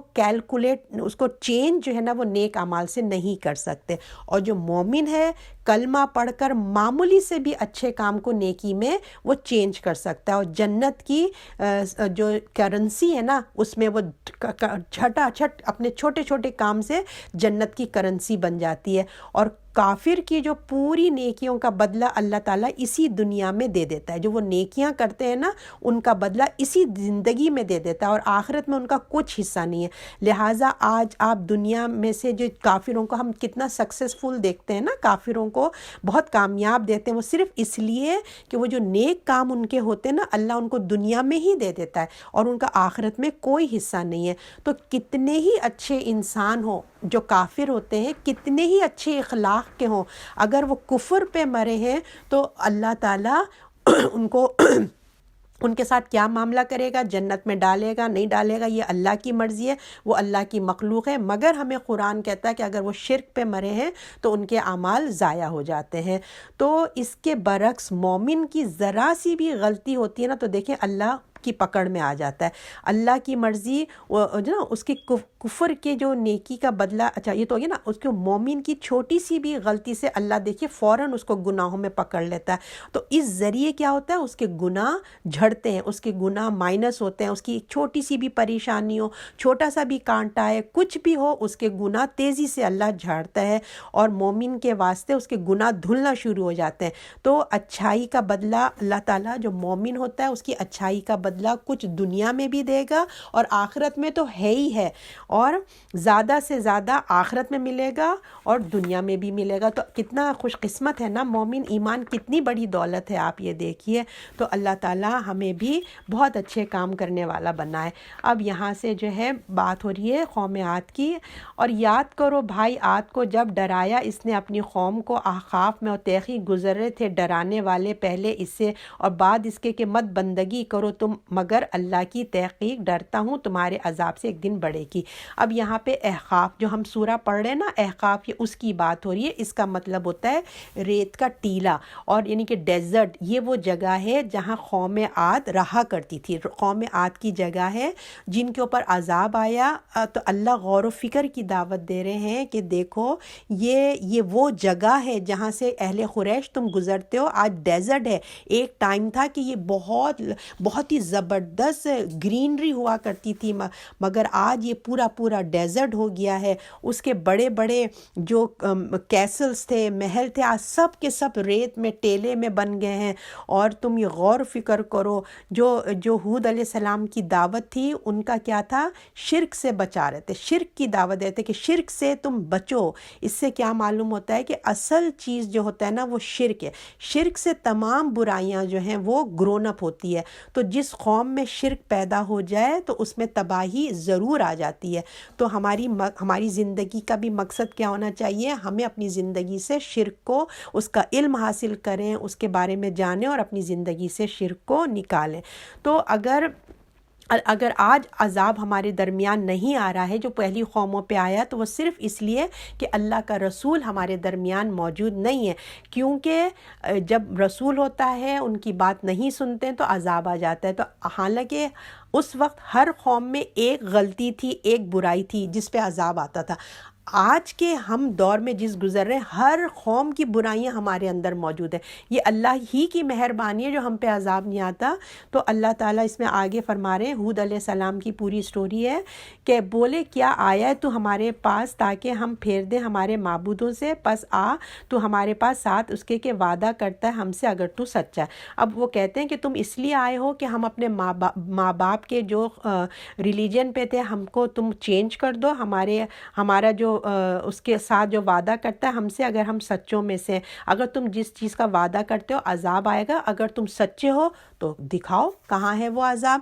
آیت نمبر 24، کیا ہے یہ خبر تو اللہ ہی کو ہے اور میں تو پہنچا دیتا ہوں، کچھ میرے ہاتھ بھیج دیا لیکن میں دیکھتا ہوں کہ تم لوگ نافرمانی کرتے ہو۔ کہہ رہے ہیں دیکھو مجھے کچھ خبر نہیں ہے کب قیامت آئے گی، کب عذاب آئے گا، میرا اللہ نے جو مجھے میسیج دیا تھا میں تمہیں بتا دے رہا ہوں کہ عذاب آئے گا، اچھا کرو گے اچھا ہوگا، برا کرو گے برا ہوگا۔ کچھ میرے ہاتھ میں جو کچھ کہا میں تمہیں بتا رہا ہوں، لیکن میں دیکھتا ہوں کہ تم لوگ نافرمانی اور جاہل ہو۔ میں تمہیں دیکھ رہا ہوں کہ میں تمہیں بار بار بتایا جا رہا ہوں اور تم لوگ جہالت میں ہی مبتلا ہو۔ میں کہہ کے تھک رہا ہوں مگر تمہارے ایٹیٹیوڈ میں کوئی چینجز نہیں ہے۔ دیکھیے دنیا کے معاملے میں تو کس کو ان ایجوکیٹڈ کہتے ہیں؟ جاہل کہتے ہیں۔ جو کالج نہیں کیا، جو اسکول نہیں کیا، جو یونیورسٹی نہیں کیا، اس کو کہتے ہیں یہ جاہل ہے، ان پڑھ ہے۔ اللہ کے نزدیک جاہل وہ ہے جس کو اللہ کی پہچان نہیں ہے، جس کو دین کی سمجھ نہیں ہے، اللہ اس کو جاہل کہتا ہے۔ آیت نمبر 24، پس جب انہوں نے اسے دیکھا ایک ابر سامنے سے آیا، ان کے نالوں کے برابر ابر ہے پر برسے گا کہ کوئی نہیں، یہ تو وہ چیز ہے جس کی تم جلدی کرتے تھے، آندھی جس میں وہ دردناک عذاب ہے۔ اب یہ لوگوں کو جب بادل کلاؤڈ آنا شروع ہوئے تو یہ بڑے خوش ہو گئے کہ ارے واہ بھائی آج تو بارش ہونے والی ہے، آج تو ہم لوگ کا سارا بہت اچھے دن آنے والے ہیں۔ اللہ کہہ رہے یہ وہ کلاؤڈز نہیں ہے جس کو تم خوشی سمجھ رہے ہو، بلکہ یہ وہ کلاؤڈز ہیں، یہ وہ عذاب آ رہا ہے جس کی تم جلدی مچایا کرتے تھے۔ تم نبی سے کہتے تھے نا کہاں ہے وہ عذاب، لا کے دکھاؤ، تو یہ ہے وہ عذاب۔ پس جب انہوں نے دیکھا ایک ابر سامنے سے آیا تو وہ ہم نہیں ہے وہ چیز جس کی تم جلدی کرتے ہو، آندھی ہے جس میں وہ دردناک عذاب ہے۔ 7 دن 8 راتیں بلکہ یہ کچھ سورہ احقاف میں اسی طرح سے آتا ہے 8 دن یا 7 راتیں اسی طرح مسلسل ان کے اوپر عذاب آیا اور وہ مر گئے۔ آیت نمبر 25، اکھاڑ پھینکی ہر چیز کو اپنے رب کے حکم سے، پھر کل کے رہ گئے، کوئی نظر نہ آتا تھا سوائے ان کے گھروں کے، سو یہ سزا ہے گناہگاروں کے لیے۔ اب جب ان کے اوپر عذاب آیا بالکل ٹوٹلی تباہ ہو گیا، کچھ نظر نہیں آ رہا تھا کہ یہاں پہ کبھی کوئی قوم بھی آباد تھی۔ آیت نمبر 26، البتہ تحقیق قدرت دی ہم نے انہیں اوپر اس کے کہ نہیں قدرت دی تھی ہم نے تمہیں اوپر اس کے، اور کہے ہم نے واسطے ان کے کان دیے، ہم نے ان کو کان آنکھیں دل، پس نہ فائدہ دیا انہیں ان کے کانوں نے، ان کی آنکھوں نے نہ ان کے دلوں نے کسی چیز کا، کیونکہ تھے وہ انکار کرتے آیتوں کا اللہ کی، اور گھیر لیا انہوں نے اس کے لیے ساتھ کہ وہ جو ٹھٹا کرتے تھے۔ تو پھر اللہ نے کہا اے اہل قریش، اب یہاں اہل قریش کی بات ہو رہی ہے کہ دیکھو تمہارے پاس تو کچھ بھی نہیں ہے، جو یہ پاورفل قوم تھی، کیا اللہ نے ان کو کیا کچھ نہیں دیا تھا؟ اللہ نے ان کو بہت کچھ دیا تھا، تم تو اس کے مقابلے میں کچھ بھی نہیں ہے۔ ہم نے ان کو آنکھ، کان، دل، یہ تین چیزیں ہیں ہمارے ہدایت کے لیے، کہ انسان کان سے سنتا ہے، آنکھ سے دیکھتا ہے، دل سے محسوس کرتا ہے، تو انہوں نے ان چیزوں سے فائدہ ہی نہیں اٹھایا۔ ہم نے تو ان کو بہت کچھ دیا تھا، تو جب ہم ان کو تباہ کر سکتے ہیں اہل قریش، تو تمہیں نہیں کر سکتے؟ وہ انکار کرتے تھے آیتوں کا، گھیر لیا انہیں، اور وہ ساتھ ٹھٹا کرتے تھے، وہ اللہ کی آیتوں کا مذاق اڑایا کرتے تھے۔ آیت نمبر 27، ہم غارت کر چکے ہیں جتنی تمہارے آس پاس کی بستیاں ہیں، ہم نے انہیں طرح طرح پھیر کے باتیں بتائی تاکہ وہ لوٹیں۔ یہ اہل قریش کو بتا رہے ہیں کہ تمہارے سراؤنڈنگ میں دیکھو کتنی بستیاں ہیں جہاں پہ تم ٹریول کرتے ہو، بزنس کے لیے جاتے ہو، تم نے کتنے کھنڈرات نہیں دیکھے، تم نے کتنے نہیں دیکھا کہ کتنی بستیاں تباہ و برباد ہوئی ہوئی ہیں۔ تمہارے لیے لیسن ہے، تم سوچو تاکہ تم لوٹ آؤ، تاکہ تم غور و فکر کرو۔ آیت نمبر 28، پھر انہوں نے ان لوگوں کی طرف سے مدد کیوں نہ پہنچی جن کو اللہ نے ان کے دور سے معبود پکڑا ہے، تمہارے درجے پانے کی کوئی نہیں، گم ہو گئے وہ ان سے، اور یہ ان کا جھوٹ تھا اور وہ اپنے جی سے باندھتے تھے۔ یہ بڑا ہی پیارے آیت آئی ہے، اللہ کہہ رہے ہیں جب ان کے اوپر عذاب آیا، ان پہ مصیبتیں آئیں، تو اہل قریش یہ بتاؤ کہ ان کے عذاب سے وہ تمہارے جو ان کے بت تھے، جس کو وہ اللہ کے سوا کسی اور کو پکارتے تھے، دعائیں کرتے تھے، طواف کرتے تھے، جا کے سجدے کرتے تھے، جب تم پہ عذاب آیا تو یہ کیوں نہیں بچانے آئے؟ وہ کہاں تھے تمہارے خدا؟ وہ کیوں نہیں ان کو بچانے؟ کتنا بیوٹیفل اللہ تعالیٰ نے کھول کھول کے آیتیں کر دی ہیں۔ آج بھی جب ڈیزاسٹرز آتے ہیں تو وہ کہاں ہیں جن کی تم عبادتیں کرتے ہو؟ تمہیں کیوں نہیں آ کے بچا لیتے وہ لوگ اس ڈیزاسٹر سے؟ کیوں نہیں ارتھ کوئک سے بچا لیا؟ تو یہاں پہ وہی بات ہو رہی ہے کہ جن کو اللہ کے سوا تم معبود پکڑتے تھے، تمہارے درجے پانے کی کوئی، سب گم ہو گئے۔ جن کے تم خواب دیکھا کرتے تھے کہ وہ تمہیں کچھ دنیا میں بچائیں گے یا آخرت میں، کوئی کسی کے کچھ کام نہیں آیا، گم ہو گئے وہ ان سے۔ اور یہ کہ جھوٹا تھا وہ جو اپنے جی میں باندھتے تھے، جو تم نے ایزیوم کر کے رکھا تھا، وہ سب کچھ جھوٹ میں مبتلا تھا۔ اب آیت نمبر 29، جب موڑا ہم نے طرف تیری ایک جماعت کو جنوں میں سے، سننے لگے وہ قرآن، پس جب پہنچے اس کے بولے خاموش ہو جاؤ، جب پورا ہو چکا، واپس ہو چکا تو طرف اپنی قوم کے دوڑے۔ اچھا، اب یہاں جو ہے نا ایک قصہ ہے جنوں کا۔ یہ رسول اللہ صلی اللہ علیہ وسلم جب بہت ہی ڈس ہارٹڈ ہو گئے، مکے کے لوگوں نے ان کو بہت تکلیفیں دی، حضرت عبد المطلب کا انتقال ہو گیا، بی بی ختیجہ کا ہو گیا، تو ان کو کوئی سپورٹیو نہیں تھا، ان کے چچا ان کو سپورٹ کرتے تھے، تو بہت تکلیف دینے لگے تھے اہل مکہ۔ تو آپ صلی اللہ علیہ وسلم نے دیکھا مکے میں تو کوئی اب چانس نظر نہیں آتے، تو وہ طائف مائیگریٹ کر کے گئے کہ شاید طائف جا کے میں کسی کو اللہ کے دین کی پہنچاؤں میسج، شاید وہ لوگ کچھ اللہ کے دین کو مان جائے۔ تو رسول اللہ طائف جاتے ہیں، اور سب کو، آپ کو طائف کا قصہ پتہ ہے کہ سرداروں نے، وہاں کے جو سردار تھے، لیڈرز تھے، انہوں نے کتنا بیڈ ایٹیٹیوڈ کیا، رسول اللہ کو پتھر مارے، بچوں نے پاگل کہا، پتہ نہیں کیا کیا، اتنا آپ کا خون آپ کے پاؤں میں جمع ہو گیا تھا، اتنی تکلیف دی تھی آپ کی زندگی میں۔ تو آپ جو ہے واپس بہت سیڈ ہو کے اپنا آئے، تو ایک جگہ پہ آپ رک کے نماز پڑھ رہے تھے، اس کو بولتے ہیں وادی نخلا، وہ ایک جگہ تھی، وہاں پہ آپ نماز پڑھ رہے تھے۔ کون سی نماز پڑھ رہے تھے یہ قرآن نہیں بتاتا، اب یہ وہاں کا قصہ بتایا جا رہا ہے کہ جب مڑا، ٹھیک ہے نا، اور جس وقت ہم نے جنوں میں سے کتنے ایک تیری طرف متوجہ کر دیا، قرآن سننے لگے، پھر جب وہاں پہنچ گئے تو بولے چپ رہو، پھر جب ختم ہوا تو وہ اپنی قوم کی طرف الٹے پڑے۔ اب یہاں بتایا جا رہا ہے اگر آج عذاب نہیں آ رہا ہے نا تو اچھا، یہ بتایا جا رہا ہے کہ جنوں کی جو قرآن سننے کا واقعہ یہاں بتایا جا رہا ہے، بالکل ایک اتفاق جسے کہیں گے نا، یہ ایک اتفاق ہوا، اللہ کے حکم سے ہوا، اور نبی کریم صلی اللہ علیہ وسلم نے بھی کوئی اہتمام نہیں کیا، آپ کو پتہ بھی نہیں تھا کہ جن جو ہے آپ کا قرآن سن رہی ہے، تو آپ کو وحی کے ذریعے بتایا گیا کہ آپ جب قرآن پڑھ رہے تھے تو جن پڑھ رہے تھے۔ تو وہی قصہ یہاں بیان کیا جا رہا ہے کہ انہوں نے قرآن کو سنا، جنوں نے جب دیکھا رسول اللہ قرآن پڑھ رہے ہیں تو انہوں نے کہا خاموش، خاموش ہو جاؤ، قرآن کچھ عجیب سننے میں آ رہا ہے، گن سن، خاموشی سے سنو یہ کیا کہہ رہے ہیں۔ تو قرآن جو ہے انہوں نے کہا قرآن سنا جا رہا ہے، ادب سے خاموش ہو گئے، اللہ کی رحمت ان پہ آئی اور ان کے دلوں پہ اتنا اثر ہوا کہ وہ اس کو پیغام جو ہے نا وہ اپنی قوم کی طرف لے کے چل گئے۔ یہ اہل قریش کو سنایا جا رہا ہے کہ دیکھو جس قوم کے اوپر، جس زبان میں، جس پہ نازل کیا گیا، تمہاری زبان میں تمہاری قوم کا رسول تھا، اور تم کو تمہاری اصلاح کے لیے دن رات اس نے ایک کر دی ہے، اور وہ دیکھو طائف تک چلے گئے کہ تم جب انکار کریں تو وہ لوگوں کو دیکھو کہ اس کلام کی انہوں نے قدر کی، اور اللہ کے رسول کے ساتھ جو طائف کے لوگ تھے کتنی ناقدری کی، کتنا تکلیف دیا، اور دیکھو جنات کا کیا حال ہے کہ ان کے اندر ان کی فطرت زندہ تھی، وہ قرآن کے چند آیات انہوں نے سنی اور ان کے اندر تڑپ آ گئی، وہ اپنی قوم کی طرف دوڑے اور دعوت دینے کے لیے نکل گئے، اور قرآن میں جو ہے قرآن کا پیغام دینے والے بن گئے۔ اور اس کی جو تھی خرابی، اصل خرابی انسانوں کے، اب اللہ کہہ رہے ہیں نہ قرآن میں خرابی ہے نہ رسول اللہ کے اندر ہے، اصل خرابی انسان کے اپنے اندر ہوتی ہے۔ تو یہاں کیا کہا جا رہا ہے کہ جب قرآن پڑھا جائے تو خاموش ہو جاؤ، جنات بھی یہ کر رہے ہیں، اور ہم انسانوں کے لیے بھی یہ لیسن ہے کہ جب ہم مسجد میں جائیں یا قرآن کا درس سنیں، کسی محفل میں جائیں تو اپنی زبان اور فون کو بند کر کے رکھیں۔ یہ وہ وقت ہوتا ہے جب ہماری روح کے اوپر قرآن نزول ہوتا ہے، قرآن کی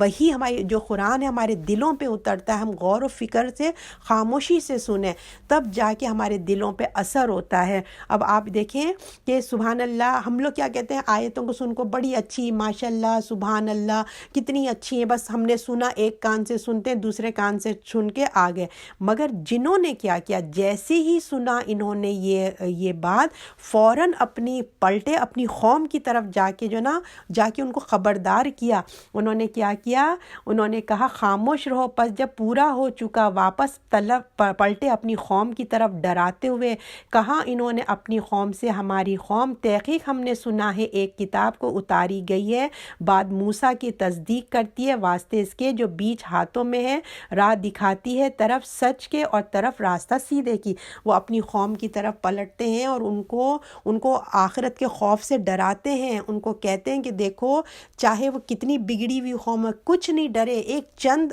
کلمات انہوں نے سنے ہیں، قرآن کے چند آیتیں سنی ہیں، اور وہ واپس اپنی قوم کی طرف جا کے ان کی تڑپ دیکھیے، ان کی کتنی تڑپ تھی، اپنی قوم کو جگاتے ہیں کہ ہم نے موسیٰ کی جو شریعت تھی، جو توریت تھی، اس کے بعد ہم نے ایک ایسا ہی قرآن سنا ہے جو موسیٰ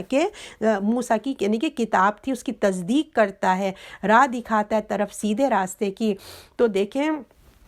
آپ خود اپنے اوپر رکھ کے سوچیں کہ کچھ جب ہم یہ قرآن پڑھا جاتا ہے نا، اندر باہر خاموشی ہونی چاہیے، اور جو یا اللہ جو ہم کو سنتے ہیں ہم دوسروں کو بھی شیئر کرنے والے بنے۔ ان جنوں سے ہم کو سبق لینا چاہیے کہ چند آیتیں سنی اور فوراً اپنے قوم کی طرف رہنمائی کرنے چلے گئے۔ آپ اپنے آپ سے پوچھئے ہم لوگ کتنے سالوں سے یہ قرآن پڑھ رہے ہیں، کتنی خیر خواہی کی ہے ہم اپنے خاندان والوں سے، اپنے بہن بھائیوں سے، کس کس کی فیملی میں چینجز آ چکے ہیں، کس کس نے اپنے بھائیوں کو قرآن کی طرف راغب کر لیا، کس نے اپنی بہنوں کو، خالاؤں کو، پھوپھیوں کو، چچاؤں کو، کس نے 9 سال ہو گئے ہمیں پڑھتے پڑھتے، کس کی فیملیز میں چینجز آ چکے ہیں، کس کے فیملی میں کیا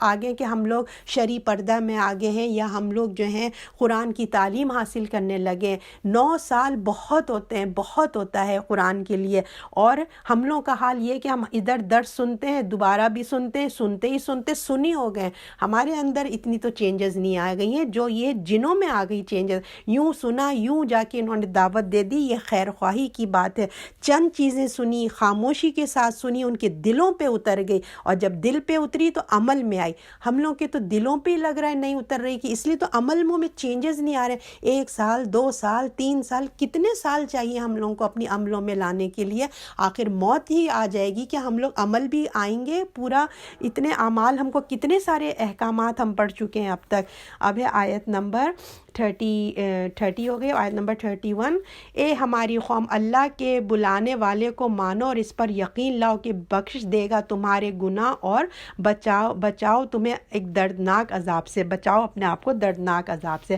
اب ان کی خیر خواہی ان کی یہ ہے، وہ کہہ رہے ہیں کہ دیکھو اللہ کے واسطے اللہ کی دین پہ ایمان لیا. ان کی تڑپ دیکھیے، ان کی تڑپ کتنی ہے کہ وہ کہہ رہے ہیں کہ اللہ جو ہم کہہ رہے ہیں اس پہ ایمان لیا، اللہ تمہارے گناہوں کو معاف کر دے گا اور دردناک عذاب سے بچا لے گا. اور پھر آگے ہے آیت نمبر 32. اور جو کوئی اللہ کے بلانے والے کو نہ مانے تو وہ زمین میں بھاگ کر تھکا نہیں سکے گا، اس کے سوا اس کا کوئی مددگار نہیں. وہ لوگ بھٹکتے ہوئے سری گمراہی میں. کہہ رہے ہیں جو اللہ اور اس کے رسول کو نہیں مانے گا، وہ ادھر ادھر بھاگے گا تو کچھ بھی نہیں ہو سکتا، وہ کہیں بچ کے کہیں نہیں جا سکتا اللہ کی پکڑ سے. اور جو ہے اور اس کے بعد آگے ہے آیت نمبر 33. کیا دیکھتے نہیں وہ اللہ جس نے آسمان اور زمین بنائے، اس کے بنانے میں نہ تھکاوٹ ہے نہ تھکا، وہ قدرت رکھتا ہے مردوں کو زندہ کر دے گا، کیوں نہیں وہ ہر چیز پر قدرت رکھتا ہے. تو آج کا یہ انکار وہ خود اپنی زبانوں سے اقرار کریں گے کہ یہ جو بتایا جا رہا ہے نا، میں نے یہ کہہ دیا، یہ جو ہے نا اس کے سامنے کوئی مددگار. اچھا اب یہاں پہ یہ بتایا جا رہا ہے کہ یہ دیکھو اللہ ہی نے آسمان اور زمین کو بنایا ہے، کیا اللہ کچھ نہیں تھکا، اللہ کو کوئی تھکاوٹ نہیں آتی، اللہ کی قدرت ہے، وہ جو چاہے کر سکتا ہے. تو کیا تم کو مرنے کے بعد کیا تم کو دوبارہ نہیں اٹھا سکتا؟ کیا وہ اس کی قدرت نہیں ہے کہ وہ دوبارہ اٹھا سکے؟ اب آیت نمبر 34 یہ لاسٹ ہے. اور جس دن منکروں کو آگ کے سامنے لائیں گے کیا یہ ٹھیک نہیں کہیں گے کیوں نہیں قسم ہمارے رب کی، کہے گا تو چکھو عذاب بدلہ جو تم منکر کرتے تھے. اب آج کا دیکھیں، آج تو یہ لوگ انکار کر رہے ہیں اللہ کے احکامات کو، آخرت کے دن کو نہیں مان کے دے رہے ہیں. تو اب اللہ تعالیٰ آخرت میں ان کو کہے گا جس دن منکروں کو آگ کے سامنے لایا جائے گا، ان کو لایا جائے گا اور یہ ٹھیک ہے کہ نہیں. اب اللہ ان سے سوال کریں گے، اب بتاؤ قیامت ریئل ہے، ٹرو ہے یا فالس ہے؟ قیامت حقیقت میں ہے یا نہیں ہے، یا تمہارا ایزیوم ہے؟ بتاؤ سچ ہے یا جھوٹ ہے؟ اب وہ اپنے رب کی قسم کھا کے کہیں گے اللہ یہ صحیح ہے، یہ بالکل صحیح ہے. تو جس نے بھی قیامت کا انکار کیا، وہ اپنے جو آج انکار کر رہے ہیں نا قیامت کا، وہ صرف اس لیے کہ اپنے نفس کی خواہشوں کو کنٹرول نہیں کرنا چاہ رہے، اپنی من مانی زندگی گزارنا چاہ رہے ہیں. ورنہ اللہ نے ایسی نشانیاں اللہ تعالیٰ رب العزت نے دی ہے کہ کوئی بھی انکار نہیں کر سکتا اس قیامت کا. تو جنہوں نے اپنی خواہشات کے پیچھے اپنی عقل، اپنی فطرت، اپنے نبی، رسول، کتاب، ہر چیز کا انکار کیا، وہ کسی بھی نرمی کے حقدار نہیں ہے. تو اللہ کہے گا جاؤ اور ان کو عذاب کا مزہ چکھاؤ. 35 آخری ہے. پس تو ٹھہرا جس ہمت والے رسول ٹھہرے رہے اور اس کے معاملے میں جلدی نہ کرو، یہ لوگ دن اس چیز کو دیکھ لیں گے جس سے ان کا وعدہ ہے. تو جیسے ڈھیل نہ پائی تھی مگر ایک گھڑی دن کی پہنچا دینا، اب غارت ہوئی لوگوں کی جو نافرمان تھے. اب آپ صلی اللہ علیہ وسلم کو تسلی دی جا رہی ہے کہ آپ صبر اور استقامت سے رہیے. جس طرح آپ کو جتنا یہ تنگ کر لیں آپ صبر سے رہیے، جیسے پہلے رسولوں نے تمام تکالیف کو جھیلا اور صبر سے رہے،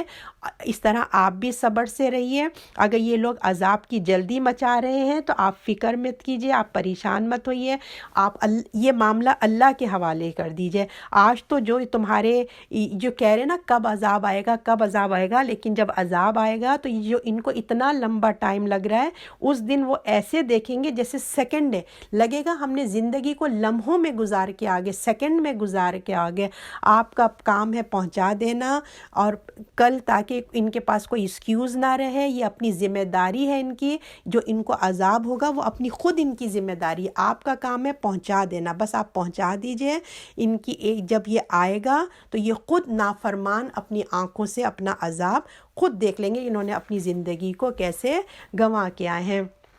تو اللہ سے دعا کیجئے اللہ ہمیں بھی ہدایت دے اور قرآن کی پہچان دے، اور وہ درد ہمارے اندر بھی پیدا کرے جو جنوں کے اندر پیدا ہو گیا تھا. ایک چند آیتیں سن کے اللہ ہمارے اندر بھی وہ چیز پیدا کرے. اللہ تعالیٰ جو کچھ آج ہم نے پڑھا ہے، اس کے جو احکامات تھے، ہمیں بھی اللہ اپنا فرما بردار، اپنے ماں باپ کا فرما بردار بنا اور لوگوں کا خیر خواہ بنا، تاکہ ہم لوگوں کو ان کو آگ سے بچا سکیں. اللہ تعالیٰ ہم سب کی اس دعاؤں کو قبول فرما. صدق اللہ العظیم.